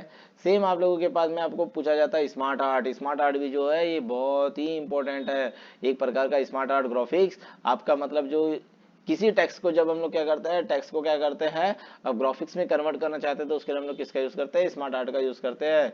ठीक है दोस्तों, ये आप लोगों के बोला जाए तो ये भी ऑप्शन आप लोगों को किसके अंतर्गत मिलेगा, तो आप लोगों को ये इंसर्ट टैब के अंतर्गत ही मिलेगा, इलस्ट्रेशन ग्रुप में से, है ना, इलस्ट्रेशन ग्रुप के अंतर्गत मिल जाता है आपको स्मार्ट आर्ट ऑप्शन। ठीक है, इसमें जैसे जाते हैं तो अलग अलग प्रकार के स्मार्ट आर्ट आप लोगों को दिखाई देते हैं, अलग अलग प्रकार के स्मार्ट आर्ट होते हैं। देखो देखो, लिस्ट वाइज स्मार्ट आर्ट होता है, प्रोसेस होता है, साइकिल होता है, आप लोगों के हायरार्ची होती है, रिलेशनशिप होती है, मैट्रिक्स होता है, पिरामिड होता है, पिक्चर्स, और आप क्या कर सकते हैं, ऑफिस कैम भी आप इसका यूज करते हैं। ये आपका डायलॉग बॉक्स होता है। इस प्रकार से आप इसमें देखो, ये जो आप लोगों को बताया जा रहा है, इस प्रकार से यहाँ टेक्स्ट लिखेंगे। आपका ये जो आप लोगों के पास में जो टेक्स्ट है वो एक प्रकार से ग्राफिक्स में क्या हो जाता है, ऐड हो जाता है। इसमें 1 बाय 1 आप कम ज्यादा भी आप टेक्स्ट को कर सकते हैं, कोई दिक्कत नहीं है। अलग अलग प्रकार से आप टेक्स्ट को क्या कर सकते हैं, ऐड कर सकते हैं। ठीक है दोस्तों, हम लोग इसके बाद में करेंगे स्क्रीनशॉट। स्क्रीनशॉट ऑप्शन उसमें ज्यादा महत्वपूर्ण नहीं है, हम लोग इसके बारे में ज्यादा नहीं बताएंगे क्योंकि ये क्वेश्चन आप लोगों को नहीं आ सकता, इसलिए हम लोग नेक्स्ट चलेंगे। हम लोग जो क्वेश्चन है आने वाला जिसका नाम है वर्ड आर्ट। तो वर्ड आर्ट आप लोगों को पता है, मतलब इसमें जो होता है, जो टेक्स्ट हो उसको अलग अलग तरीके से अलग अलग स्टाइल्स में टेक्स्ट की फॉर्मेटिंग करना। उसमें आप लोग क्या कर सकते हैं, टेक्स्ट के अंदर अलग अलग स्टाइल्स में आप इसको क्या कर सकते हैं, लिख सकते हैं, जोड़ सकते हैं। मतलब इसमें टेक्स्ट की स्टाइल को अलग अलग तरीके से क्या कर सकते हैं, दिखा सकते हैं, जिससे क्या होता है आपका जो डॉक्यूमेंट होता है वो काफी इफेक्टिव रूप से दिखाई देता है। इसमें आप लोग शेप का भी उसका टेक्स्ट बॉक्स के रूप में इसमें शेडो भी लगा सकते हैं, कलर भी चेंज कर सकते हैं, अलग अलग। ये जो ऐसे आप लोगों को दिखा रहा हूँ मैं स्क्रीन पे, कैसे अप्लाई करेंगे, तो आपके पास है लेटेस्ट फीचर से 2013 में आपके पास इस प्रकार से आप वर्ड आर्ट का यूज कर पाएंगे। चलिए दोस्तों, इसके बाद में आप लोगों के पास जो क्वेश्चन आने वाला है जो है ड्रॉप कैप। ड्रॉप कैप मतलब आप लोगों ने देखा होगा, जब हम लोग किसी प्रकार की मैगजीन या न्यूज़पेपर छपते हैं तो इसमें जो फेमस चीज होती है वो अलग ही कुछ नए वर्ड के नए स्टाइल के रूप में आपको दिखाई देता है। मतलब पैराग्राफ का जो पहला लेटर होता है वो क्या होता है, कैपिटल लेटर के रूप में दिखाई देता है।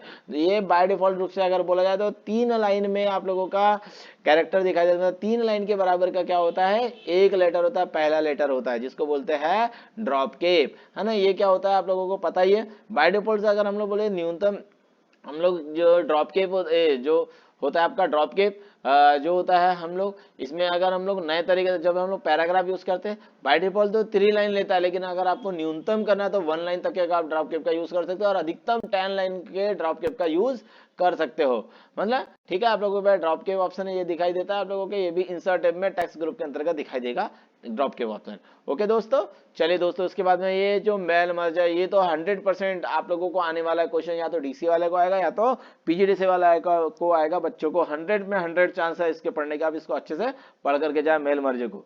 चलिए दोस्तों, आप लोग मैरिज मर्ज क्या होता है, पहले के जमाने में जब क्या होता था, हमारे पास इंटरनेट की सुविधा नहीं थी, तो हमें क्या होता था, डॉक्यूमेंट को एक स्थान से दूसरे स्थान पर क्या होता था, ट्रांसफर करना होता है, भेजना होता था। तो उसके लिए हमारे पास एक नया फीचर लाया गया, माइक्रोसॉफ्ट ने एक नया फीचर लाया जिसका नाम है मेल मर्ज, जिसमें हम लोग क्या करते हैं, एक लिस्ट बनाते हैं और उसमें डाटाबेस को इंसर्ट करते हैं, जिसकी सहायता से आप लोग बहुत सारे लोगों को, यदि आपको किसी डॉक्यूमेंट को भेजना होता है तो आप लोग एक ही समय पे, मतलब कम समय में आप बहुत सारे लोगों के डॉक्यूमेंट को क्या कर सकते हैं, आसानी से क्रिएट कर सकते हैं, जिसके लिए हम लोग किसका यूज करते हैं, मेल मर्ज का यूज करते हैं बच्चों।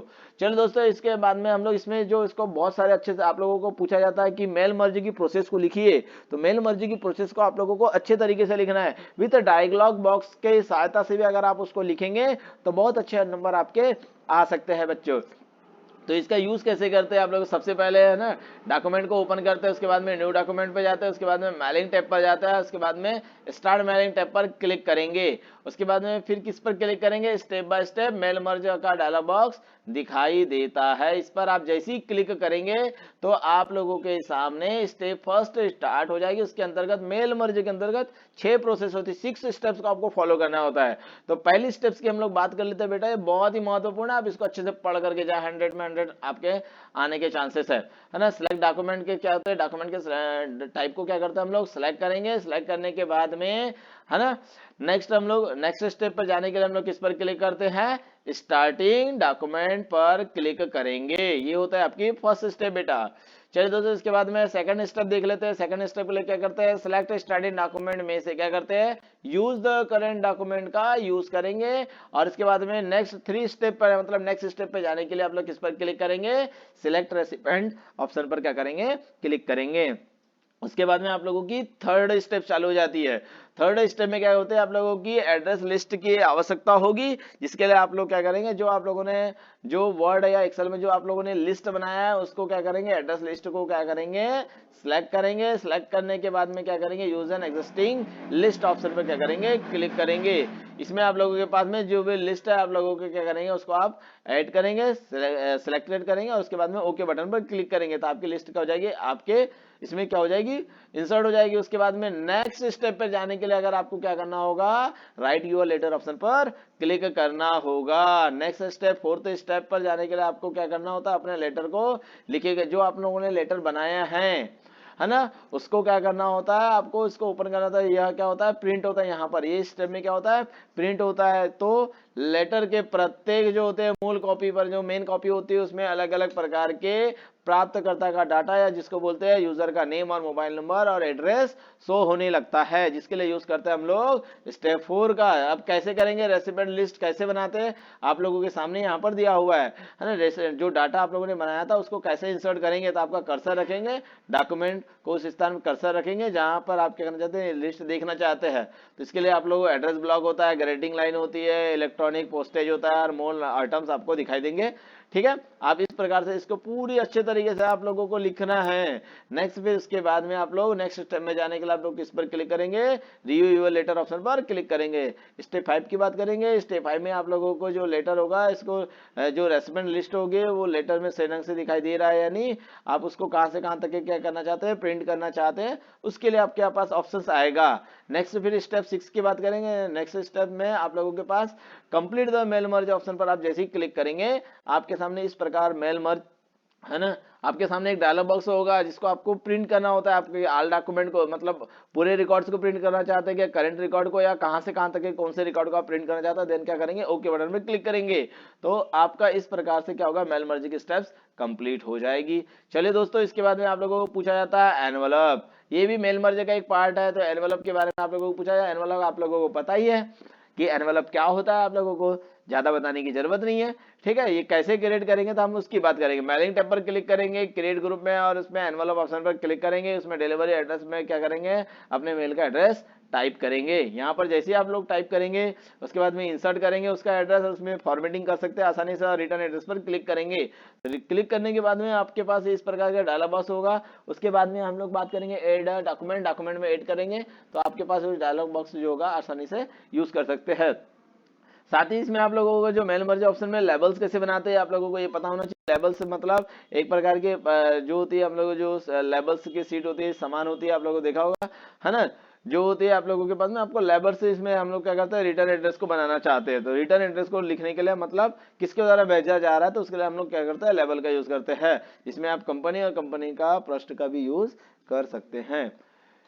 चलिए दोस्तों, हम लोग बात करते हैं इसके बाद में हम लोगों के पास जो इंपॉर्टेंट क्वेश्चन आने वाला है वो है हम लोग यूनिट नंबर 4। यूनिट नंबर 4 में हम लोग एमएस एक्सेल की बात करेंगे। एमएस एक्सेल होता क्या है, चलिए दोस्तों हम लोग बात करते हैं एमएस एक्सेल की। एमएस एक्सेल आप लोगों को पता है एक प्रकार का स्प्रेडशीट प्रोग्राम होता है। इसमें क्या होता है, इन्फॉर्मेशन को स्टोर किया जाता है और व्यवस्थित भी किया जा सकता है, और इसका क्या कर सकते हैं लोग, एनालिसिस भी कर सकते हैं। मैं ज्यादा नहीं बताऊंगा बेटा, वीडियो बहुत ही लंबी हो रही है, इसलिए हम लोग उसके कुछ फीचर्स देख लेते हैं। एमएस एक्सेल के जो फीचर्स होते हैं, और न्यू लुक एक्सेल, एक नया लुक आप लोगों को प्रोवाइड होता है। फ्लैश फिल इसके एक फीचर्स होता है। इसके बाद में रिकमेंडेड चार्टेड एक फीचर्स होता है इसके अंतर्गत। इसके बाद में न्यू चार्टिंग टूल्स प्रोवाइड होता है आप लोगों के पास में। इसमें हम लोग इंटरेस्टेड डाटा एनालिसिस कर सकते हैं आसानी से। तो डाटा को insert answer and period tables भी आप आसानी से क्रिएट कर सकते हैं। एक्सपेंडेड स्लाइसर का भी यूज होता है इसमें। ये नए आपके एमएस एक्सेल के टाइमलाइंस का भी होता है। ये न्यू फीचर्स है हमारे किसके, एमएस एक्सेल के। चलिए दोस्तों, हम लोग इसके बाद में हम लोग अलग अलग प्रकार के होते हैं, इसमें पावर व्यूज होते हैं, अलग अलग प्रकार की इसकी विशेषता होती है, आपको सामने स्क्रीन में मैं दिखा चुका हूँ। चलिए दोस्तों, हम लोग इसके बाद में जो होता है आप लोगों के पास वर्कबुक और वर्कशीट को समझे क्वेश्चन आता है आप लोगों को, तो इसको अच्छे से पढ़ना है। आप लोगों को मैं ज्यादा नहीं, मैं शॉर्ट में बताता हूँ, है ना। जो एक्सेल फाइल में जो अक्सर जो बुक्स है ना, इसको वर्कबुक के नाम से जाना जाता है। इसमें जो होती है आप लोगों की बात करा जाए तो इसमें जो होते हैं आप लोगों का जो सेल से मिलकर के आपकी वर्कबुक और वर्कशीट बनी होती है। इसमें क्या होता है, आपका सेल एड्रेस होता है। सेल एड्रेस मतलब जितने भी जो सेल होते हैं, सेल को अगर आपको क्या करना होता है, इसको देखना होता है कि ये सेल का एड्रेस क्या है, तो वो आप लोगों को कहाँ पर दिखाई देता है, नेम बॉक्स में दिखाई देता है। ठीक है। और जो आप लोगों के जो कॉलम होते हैं, है ना, जो कॉलम होते हैं आप लोगों के जो बोला जाए वर्कशीट में जो कॉलम्स होते हैं वो आप लोगों के A to Z के रूप में दिखाई देता है, मतलब अल्फाबेटिक के रूप में दिखाई देता है। और जो रो होती है वो आप लोगों के रूप में दिखाई देती है, 0 से लेकर के नंबर, मतलब नंबर के फॉर्मेट में होती है। ठीक है, रो। ठीक है, अलग अलग प्रकार। एमएस एक्सेल में जो होता है, अगर हम लोग बात करें, रो की संख्या होती है 1048,576 रोज होती है, और जो होती है कॉलम की संख्या बात करें तो 16,384 इसमें कॉलम की संख्या होती है। इसमें अगर हम लोग पूरी बात करें, पूरी वर्कशीट में बात करें, तो 17 अरब से अधिक क्या होती है, सेल होती है बेटा। चलिए दोस्तों, इसके बाद हम लोग आगे जो बात करते हैं कि एमएस वर्ड में वर्कशीट क्या होती है। वर्कशीट सेम होती है, आप लोगों को ज्यादा कोई दिक्कत नहीं होती।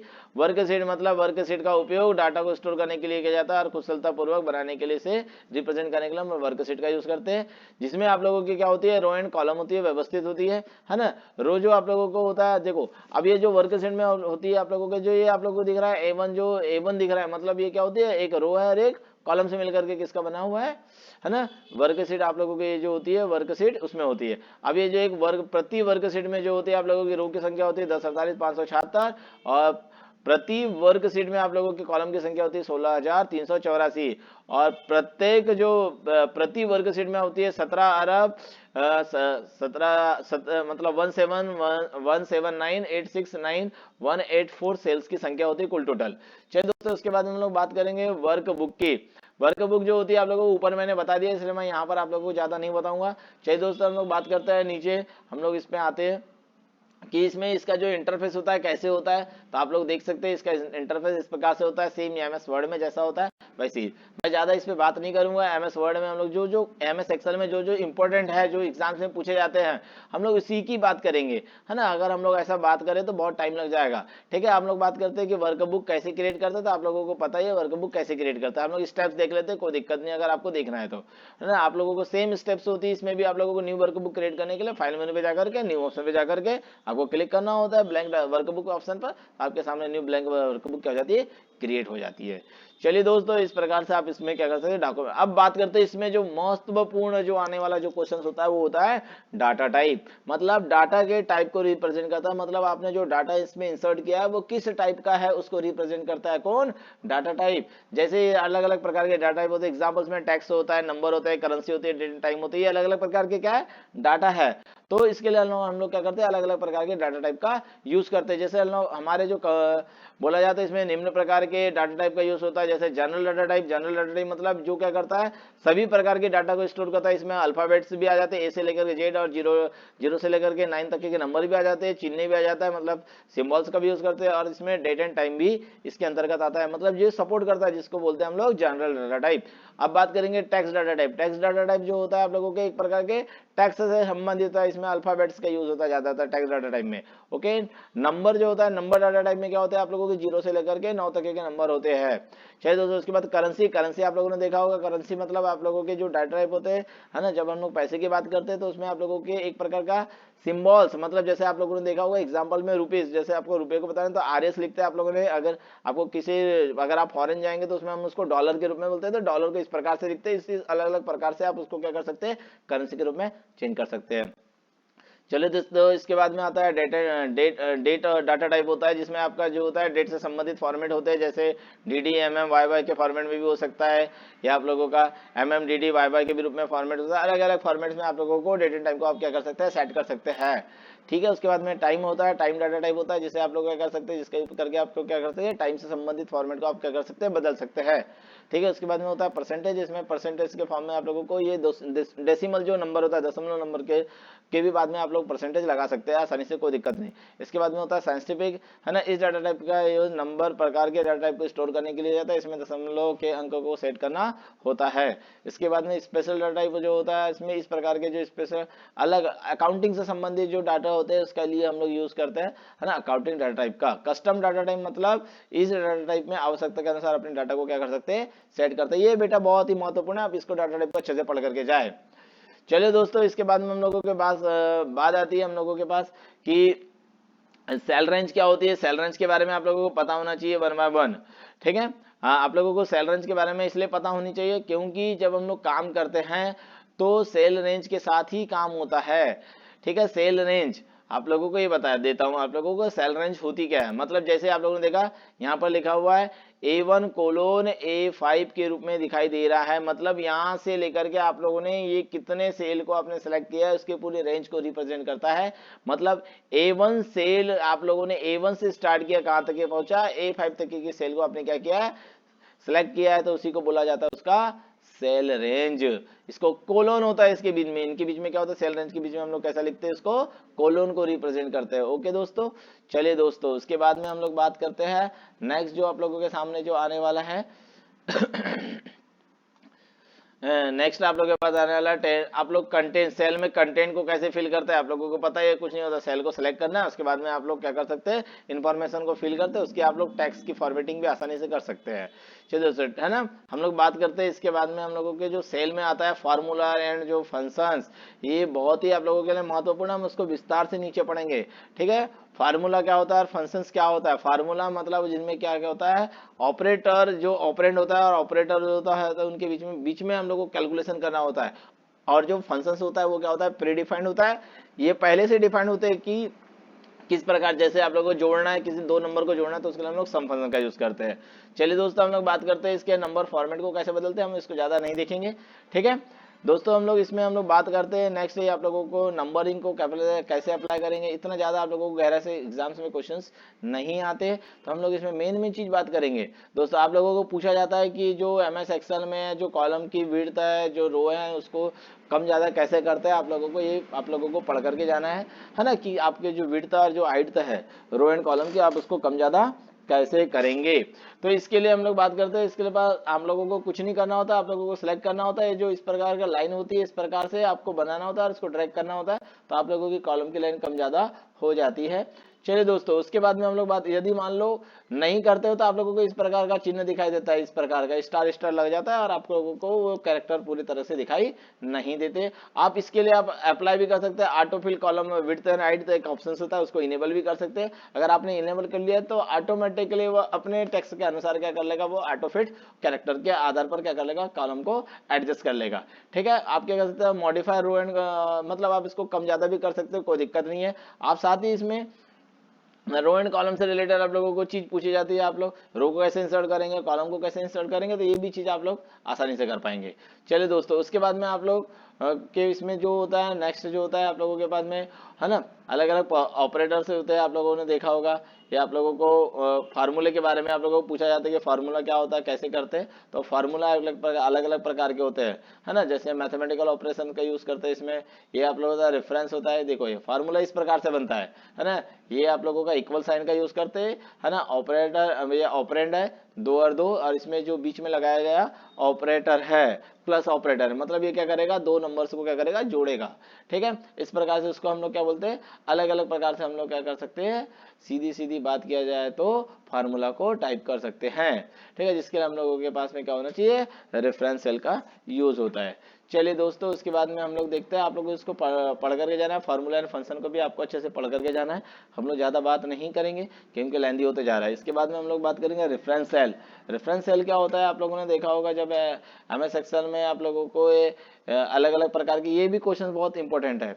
ठीक है, ये 2 प्रकार के होते हैं, एक बोला जाता है रिलेटिव रेफरेंस होता है ना, और एक एब्सोल्यूट टाइप का आपका रेफरेंस होता है। 2 प्रकार के रेफरेंस होते हैं, है ना, जो क्या होता है जिससे आपको एक किसी न किसी दूसरे से आप लोगों को, यदि आप लोगों ने मान लो किसी फार्मूले को किसी अन्य सेल में क्या करना है, कॉपी किया करना होता है, तो उसके लिए हम लोग इसका यूज करते हैं, रेफरेंस को आप बदल सकते हैं। एब्सोल्यूट रेफरेंस भी स्थित होता है इसमें, और इसमें कोई भी फर्क नहीं पड़ता कि आपने उसको कॉपी बनाई है या नहीं। जो रिलेटिव रेफरेंस होता है आप लोगों को सेम इस प्रकार से आप लोगों के सामने ही होता है ना। इसमें हम लोग सीधी सीधी बात करें तो रिलेटिव रेफरेंस में हम लोग सीधा सीधा फार्मूला का यूज करते हैं। चलिए दोस्तों, हम लोग देखते हैं नेक्स्ट। हम लोग ज़्यादा बात नहीं करेंगे क्योंकि ज़्यादा अगर हम लोग बढ़ाएंगे तो वीडियो काफ़ी लंबा हो जाएगा, तो आपको पढ़ करके जाना है रेफरेंस अच्छे से, एब्सोल्यूट रेफरेंस को भी पढ़ करके जाना है ना। दोनों रेफरेंस को आपको अच्छे से पढ़ करके जाना है। चलिए दोस्तों, उसके बाद में हम लोग मेन जो बात करने वाले हैं आज के जो एक्सेल में जो क्वेश्चंस आप लोगों को पूछा जाता है, सॉर्टिंग। सॉर्टिंग ऑप्शंस आप लोगों के लिए बहुत ही महत्वपूर्ण है कि डाटा को सॉर्ट कैसे करेंगे एमएस एक्सेल में। तो आप लोगों को इसको अच्छे से पढ़ करके जाना है। सॉर्टिंग मतलब डाटा को सॉर्ट कैसे करेंगे। जैसे उदाहरण के लिए आपके पास यदि कोई एक लिस्ट बनाया है, आपने लिस्ट में आप लोगों ने जो नाम लिखे है, लेटर जो नेम लिखे है, उसको आप एक क्रम में क्या होता है अल्फाबेटिकल या न्यूमेरिकल क्रम में क्या करना चाहते हैं, अरेंज करना चाहते हैं। उसके लिए हम लोग किसका यूज करते हैं, सॉर्टिंग का यूज करते हैं। टाइप्स ऑफ सॉर्टिंग की बात करेंगे तो सॉर्टिंग जो बोला जाए तो सॉर्टिंग भी अलग अलग प्रकार की होती है। जैसे आप लोगों ने देखा असेंडिंग ऑर्डर और एक होता है डिसेंडिंग ऑर्डर में आप डाटा को क्या कर सकते हैं, सॉर्ट कर सकते हैं। मतलब ए से जेड के रूप में और जेड से ए के रूप में। देखो ये लिखा हुआ है यहाँ पर, है ना, ए से लेकर के जेड के रूप में असेंडिंग ऑर्डर और जेड से लेकर के रूप में, है ना, जेड से लेकर के ए के रूप में होते थे, उसको बोलते हैं डिसेंडिंग ऑर्डर। इस प्रकार से डाटाबेस रिकॉर्ड को आप क्या कर सकते हैं, सॉर्ट भी कर सकते हैं, या आप उसको हाउ टू सॉर्ट और रेंज, रेंज के आधार पर भी क्या कर सकते हैं, आप उसको क्या कर सकते हैं, सॉर्ट कर सकते हैं। चलिए दोस्तों, उसके बाद में हम लोग बात करेंगे, है ना, insert, delete, move and hide row and column. ठीक है, ये भी क्वेश्चंस आप लोगों के लिए बहुत ही महत्वपूर्ण हैं। आपने देखा होगा कैसे आप रो को इंसर्ट करेंगे, है ना। जैसे आप लोगों को मैंने ये बता दिया, यदि आप क्या करना चाहते हैं, रो को देखना चाहते हैं या आपको रो को इंसर्ट करना चाहते हैं तो आप लोगों को क्या करना है, देखो यदि आप रो 7 और रो 8 के बीच में क्या करना चाहते हैं, रो को इंसर्ट करना चाहते हैं तो आपको क्या करेंगे, रो 8 को क्या करेंगे, सिलेक्ट करेंगे। उसके बाद में होम टैब पर क्लिक करेंगे और इंसर्ट कमांड ऑप्शन पर क्लिक करेंगे। इसके बाद में आप जैसे ही इंसर्ट ऑप्शन पर क्लिक करेंगे ऑटोमेटिकली आपके सामने रो 7 और 8 के बीच में एक रो क्या हो जाएगी, इंसर्ट हो जाएगी। सेम उसी प्रकार से आप कॉलम को भी करेंगे। यदि आप चाहते हैं कि कॉलम डी और कॉलम ई के बीच में यदि कोई कॉलम को इंसर्ट करना चाहते हैं तो कॉलम क्या करेंगे, ई को सिलेक्ट करेंगे और होम टैब पर जाएंगे और इंसर्ट टैब पर क्या करेंगे, जैसे क्लिक करेंगे आपके बीच में क्या हो जाएगी, कॉलम इंसर्ट हो जाएगी। कॉलम ई के बीच में क्या हो जाएगी, न्यू कॉलम क्या हो जाएंगे, इंसर्ट हो जाएगी। इस प्रकार से आप क्या कर सकते हैं, कॉलम को भी इंसर्ट कर सकते हैं। सेम होता है आप लोगों का डिलीट। डिलीट करने के लिए आप लोगों ने यदि मान लो चाह रहे हैं कि रो 6 और 8 को मान लो डिलीट करना चाहते हैं तो उसके लिए क्या करना पड़ेगा, आपको उसको सिलेक्ट करना पड़ेगा। सिलेक्ट करने के बाद में रो होम टैब पर क्लिक करना पड़ेगा। उसके बाद में डिलीट ऑप्शन पर जैसे ही क्लिक करेंगे तो आप डिलीट कॉलम ऑप्शन पर क्लिक करेंगे तो क्या होगा, डिलीट हो जाएगा। डिलीट ऑप्शन देखो ये दिख रहा है, इस पर क्लिक करेंगे तो क्या हो जाएगा, डिलीट हो जाएगा। ठीक है, इसी प्रकार से आप लोग कॉलम को भी डिलीट कर सकते हैं, रो को भी डिलीट कर सकते हैं। सेम ऑप्शन होता है आपका हाइड करने का। आप इसको राइट क्लिक करके भी कर सकते हो, नहीं तो आप लोगों को हाइड करने के लिए हम लोगों को कुछ नहीं करना होता है ना, सिलेक्ट करना होता है, राइट क्लिक करके आपको हाइड ऑप्शन पर क्लिक करना होता है। यदि आपको जो आपने रो एंड कॉलम को हाइड किया है उसको आप अनहाइड भी कर सकते हैं। कुछ नहीं, आपको रो एंड कॉलम को क्या करना है, बीच में जाना है, सिलेक्ट करना है, राइट क्लिक करना है और हाइड ऑप्शन को अनहाइड ऑप्शन पे क्लिक करना है। तो आपका जो होगा, जो रो एंड कॉलम जैसी थी वैसी आपके सामने दिखाई देगी। आपको इसमें एमएस एक्सेल में है ना, वर्कबुक के व्यूज के बारे में पूछा जाता है तो आप लोगों को व्यूज जो होती है वर्कबुक की, ये होती है अलग अलग प्रकार से, 3 प्रकार के इसमें भी व्यूज होते हैं। आप इसके अंतर्गत बहुत सारे व्यूज होते हैं। ये जो आप लोगों को दिखा दे रहा हूँ मैं आप लोगों को, है ना, नॉर्मल व्यूज होता है, पेज लेआउट व्यूज होता है, पेज ब्रेक व्यूज होता है ना, ये आप लोगों के पास में ये व्यूज होते हैं। आप इसको देख करके आए। ठीक है, नॉर्मल व्यू आप लोगों को मैंने बता दिया क्या होता है, पेज लेआउट व्यूज क्या होता है ये भी आप लोगों को मैंने बता दिया, पेज ब्रेक व्यूज भी होता है, इसको आप अच्छे से लिख करके आए, है ना। पेज ब्रेक व्यू क्या होता है आप लोगों को अच्छे से आप लोगों को लिख करके आना है। पैच सेटअप सेम होता है आप लोगों का, जैसे एमएस वर्ड में आप लोगों को मैंने बताया, आप पैच सेटअप उसके अंतर्गत आप लिख सकते हैं। सेम ओरिएंटेशन भी आप लोगों को मैंने बता दिया था एमएस वर्ड में, तो मैं यहाँ पर ज्यादा ओरिएंटेशन को ज्यादा लेंदी नहीं करूंगा। तो आप लोगों को जो मैंने बता दिया मैं उसके बारे में आप लोगों को ज्यादा नहीं बताऊंगा। सेम उसी प्रकार से आप लोगों को पूछा जाता है फ्रीज रो फ्रीज कॉलम। ये बहुत ही महत्वपूर्ण क्वेश्चन है कि रो एंड कॉलम को आप क्या करेंगे, फ्रीज कैसे करेंगे। तो आपको इसको अच्छे से पढ़ करके जाना है, freeze row and freeze column option को। तो फ्रीज रो एंड मतलब freeze row and freeze option का यूज तब करते हैं जब हम लोग क्या करना चाहते हैं, किसी भी जो हेडिंग्स होती है आप उसको हर एक पेज पर क्या करना चाहते हैं, प्रिंट करना चाहते हैं रो एंड कॉलम में से। तो आप उसके लिए क्या करते हैं, रो एंड कॉलम को क्या करना होता है, आपको freeze row and freeze column करना होता है। चलिए दोस्तों, आप लोग कैसे इंसर्ट करना चाहते हैं, मान लो यदि रो को क्या करना चाहते हैं, फ्रीज करना चाहते हैं, रो वन और जो रो 2 को अगर आप क्या करना चाहते हैं, फ्रीज करना चाहते हैं तो क्या करेंगे, आपको रो 3 को क्या करना होता है, सिलेक्ट करना होता है। उसके बाद में व्यू टैब पर जाते हैं, उसके बाद में आप लोगों को फ्रीज पेन्स ऑप्शन पर क्लिक करना होता है, फिर ड्रॉप डाउन मेन्यू में से किस पर क्लिक करते हैं, फ्रीज पेन्स ऑप्शन पर क्लिक करते हैं। तो इस प्रकार आप लोगों की जो होती है रो क्या हो जाती है, फ्रीज हो जाती है। चलिए दोस्तों, इस प्रकार आप लोगों को कॉलम का होता है के सेम आप लोगों का जिस भी आप कॉलम को क्या करना चाहते हैं, फ्रीज करना चाहते हैं, तो उसके लिए आप लोग यदि मान लो उदाहरण के लिए कॉलम ए को क्या करना चाहते हैं, फ्रीज करना चाहते हैं, तो उसके लिए इसके लिए क्या करेंगे, हम क्या करेंगे, कॉलम बी को क्या करेंगे, सिलेक्ट करेंगे। उसके बाद में आपको टैब पर किस पर टैब पर क्लिक करना है, व्यू टैब पर क्लिक करना है, फ्रीज पेन्स ऑप्शन पर क्लिक करना है। उसके बाद में ड्रॉप डाउन लिस्ट में से किस पर क्लिक करना है, फ्रीज पेन्स ऑप्शन पर क्लिक करना है। इस प्रकार आपके जो कॉलम होंगे वो क्या होंगे, फ्रीज हो जाएंगे। चलिए दोस्तों, ये आप लोगों के लिए महत्वपूर्ण है, आप लोग इसको प्रैक्टिकली भी करके जाए, अगर आपको दिख रहा है तो इसको अच्छे से भी पढ़ करके जाए। साथ में आप इसको अनफ्रीज भी कर सकते हैं, रो एंड कॉलम को सेम ऑप्शन से आप लोगों के पास दिखाई दे रहा होगा आप लोगों को, है ना। जिस भी रो एंड कॉलम को अनफ्रीज करना चाहते हैं उसके लिए आपको उसको सिलेक्ट करना है। उसके बाद में क्या करना है, सेम ऑप्शन से आप लोगों को तरीका से जाना है और अनफ्रीज ऑप्शन पे सीधा सीधा क्या करना है, क्लिक करना है। आप लोगों की जो कॉलम होगी क्या हो जाएगी, अनफ्रीज हो जाएगी। चलिए दोस्तों, इसमें आप जो नेक्स्ट जो लास्ट जो क्वेश्चन अभी आप लोगों के सामने आने वाला है एमएस एक्सेल में, वो है चार्ट। क्या है, आपको चार्ट से रिलेटेड हर बार क्वेश्चन आता है, आप चार्ट को अवश्य पढ़ेंगे, अति आवश्यक महत्वपूर्ण क्वेश्चन है आपका चार्ट, है ना। तो चार्ट क्या होता है आप लोगों को पता है, इसको ग्राफिक्स के रूप में आप लोगों को कोई भी चीज को देखना होता है तो उसके लिए हम लोग किसका यूज करते हैं, चार्ट का यूज करते हैं। अलग अलग प्रकार के चार्ट भी होते हैं, आप लोगों ने देखा होगा, ठीक है। चार्ट कैसे अलग अलग प्रकार के होते हैं तो आप लोगों को बताया गया है, इसमें आप देख सकते हैं, नोट्स में भी आप लोगों को मिल जाएगा ये चीज। चलिए दोस्तों, अलग अलग प्रकार के चार्ट कौन कौन से होते हैं हम लोग देखते हैं। चार्ट क्या होता है आप लोगों को पता है ना।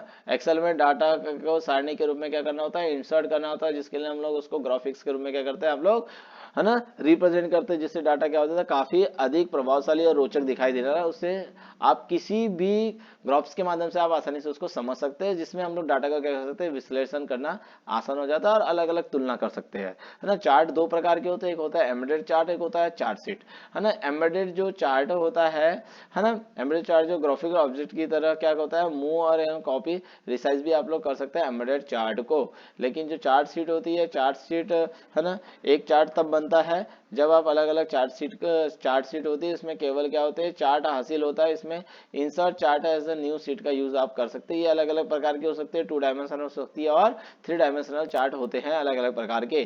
चार्ट के अगर हम लोग टाइप्स की बात करें तो अगर बोला जाए तो बहुत प्रकार के होते हैं, हम लोग बात करेंगे चार्ट के तो अलग अलग। पहला होता है आप लोगों का कॉलम चार्ट होता है, ये कॉलम के रूप में मतलब वर्टिकली, इसमें जो कॉलम्स होते हैं क्या होते हैं, वर्टिकली रूप से इसकी श्रृंखला होती है, जो 2 या 2 से अधिक वस्तु की तुलना को क्या करता है, रिप्रेजेंट करता है।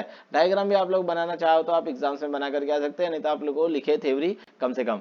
बार चार्ट जो होती है आप लोगों की बार के रूप में होता है, ये चार्ट क्या होते हैं, श्रृंखला में बने होते हैं, जिसमें 2 या 2 से अधिक संबंधित वस्तुओं को क्या किया जाता है, रिप्रेजेंट किया जाता है।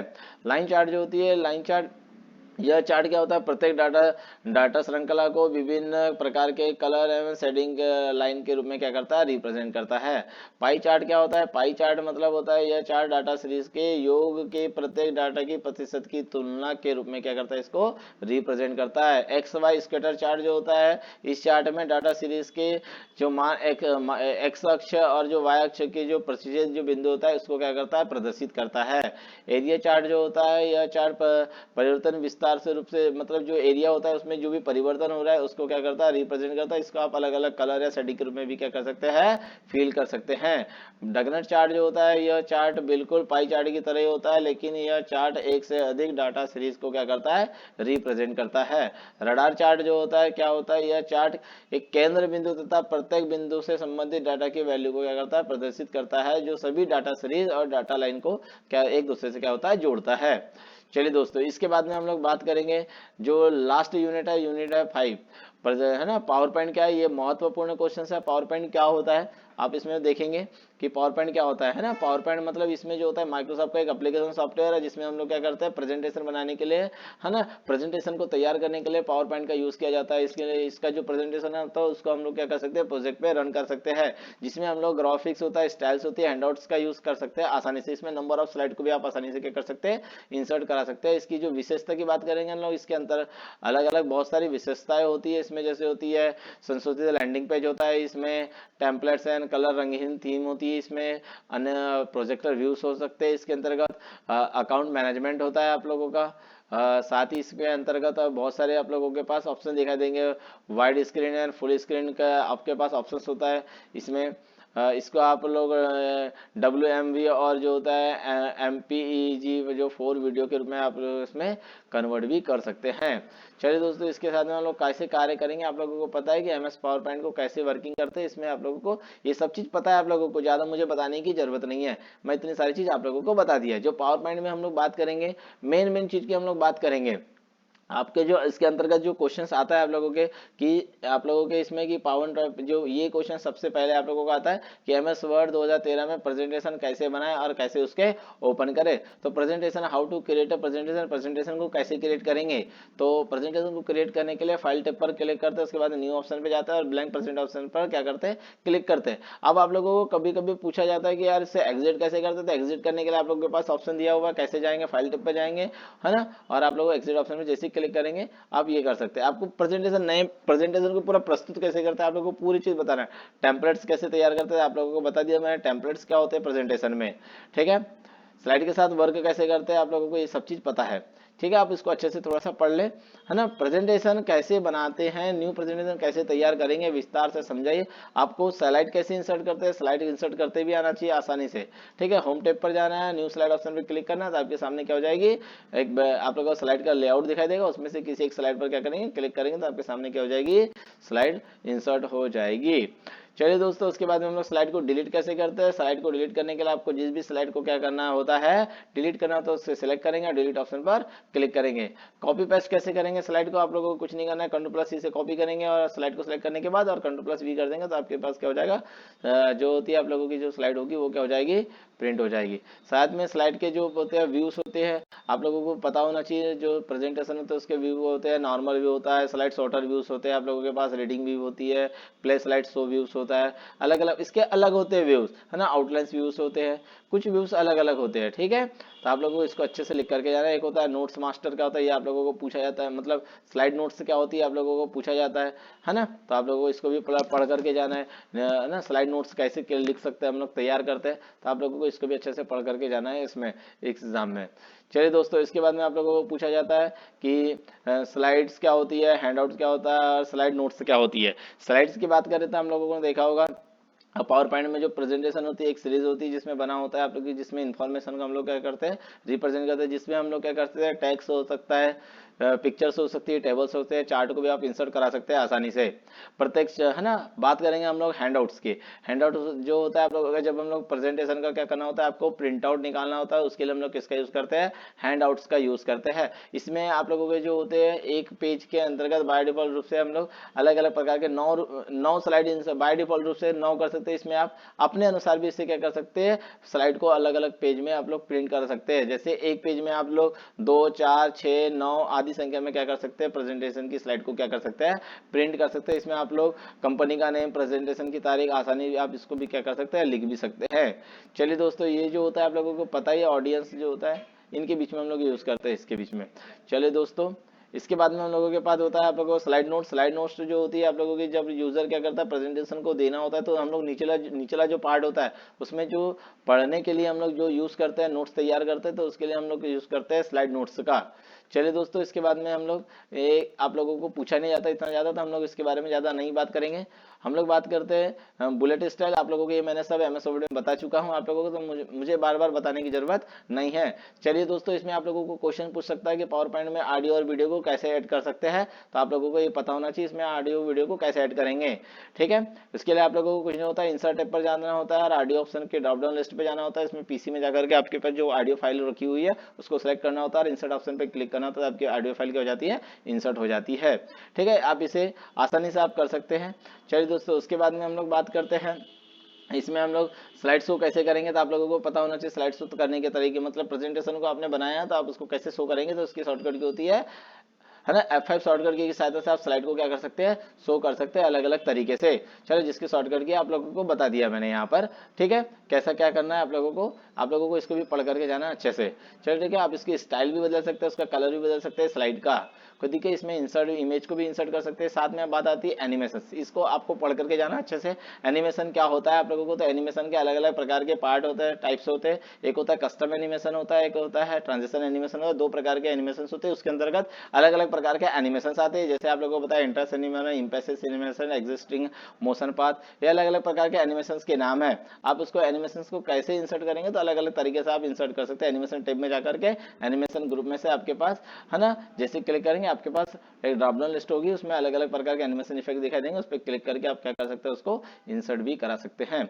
चलिए दोस्तों, उसके बाद में हम लोग इसमें अलग अलग प्रकार, मैंने आपको बताया था ट्रांजिशन एनिमेशन क्या होता है। तो ट्रांजिशन एनिमेशन जो होते हैं स्लाइड के ऊपर अप्लाई किए जाते हैं। प्रत्येक स्लाइड पर आप भी अप्लाई कर सकते हैं, नहीं तो आप एक एक स्लाइड पर अलग प्रकार के ट्रांजिशन एनिमेशन को भी क्या कर सकते हैं, अप्लाई कर सकते हैं। साथ ही हम लोग बात करते हैं प्रेजेंटेशन को कैसे प्रिंट करेंगे। प्रेजेंटेशन को प्रिंट करने के लिए आप लोगों के पास प्रिंट लेआउट ऑप्शन होता है, आप लोगों को अलग अलग तरीके से देख सकते हैं। प्रिंट लेआउट ऑप्शन मिलेगा आप लोगों को, फुल पेज स्लाइड ऑप्शन मिलेगा आप लोगों को, इसमें नोट्स ऑप्शन मिलेंगे, आउटलाइंस ऑप्शन मिलेगा। इन ऑप्शंस को आप भी आप लिख सकते हैं। हैंडआउट्स के रूप में आप लोग क्या कर सकते हैं, पावर पॉइंट को आप क्या कर सकते हैं, यूज कर सकते हैं। साथ ही आप लोग बात करते हैं प्रिंट करने के लिए भी आप लोग क्या कर सकते हैं, Ctrl+P का भी यूज करके आप क्या कर सकते हैं, स्लाइड को प्रिंट कर सकते हैं। साथ हम लोग बात करेंगे स्लाइड मास्टर की। स्लाइड मास्टर मतलब एक प्रकार होता है जो मास्टर जो स्लाइड होती है, अब ये मेन स्लाइड होती है। जैसी आप लोग मास्टर स्लाइड पर जो भी काम करते हैं या किसी प्रकार की फॉर्मेटिंग करते हैं, तो प्रत्येक स्लाइड में क्या होता है, उसकी फॉर्मेटिंग हो जाती है, जिसके लिए यूज करते हैं हम लोग मास्टर स्लाइड का। चलिए दोस्तों, इसके बाद में हम लोगों को पूछा जाता है कि आप लोगों के पास में ये आप लोगों के क्वेश्चन बहुत है, आप लोगों को पूछा जाता है हैंडआउट मास्टर क्या होता है। हैंडआउट मास्टर के बारे में आप लोगों को एग्जाम में पूछा जाता है, तो आप लोगों को हैंडआउट मास्टर को भी अच्छे से पढ़ करके जाना है। चलिए दोस्तों, उसके बाद में हम लोग बात करेंगे, सीधे सीधा हम लोग बात आते हैं, ये आप लोगों के पास में यहाँ पर आप लोगों के एंड हो गई वीडियो, लेकिन आप लोगों को इसमें आउटलुक एक्सप्रेस को भी अच्छे से पढ़ करके जाना है। क्वेश्चन पूछा जाता है कि आउटलुक एक्सप्रेस क्या होता है, आउटलुक एक्सप्रेस का यूज कैसे करेंगे, विस्तार से समझाइए, तो आपको इसको भी अच्छे से पढ़ करके जाना है।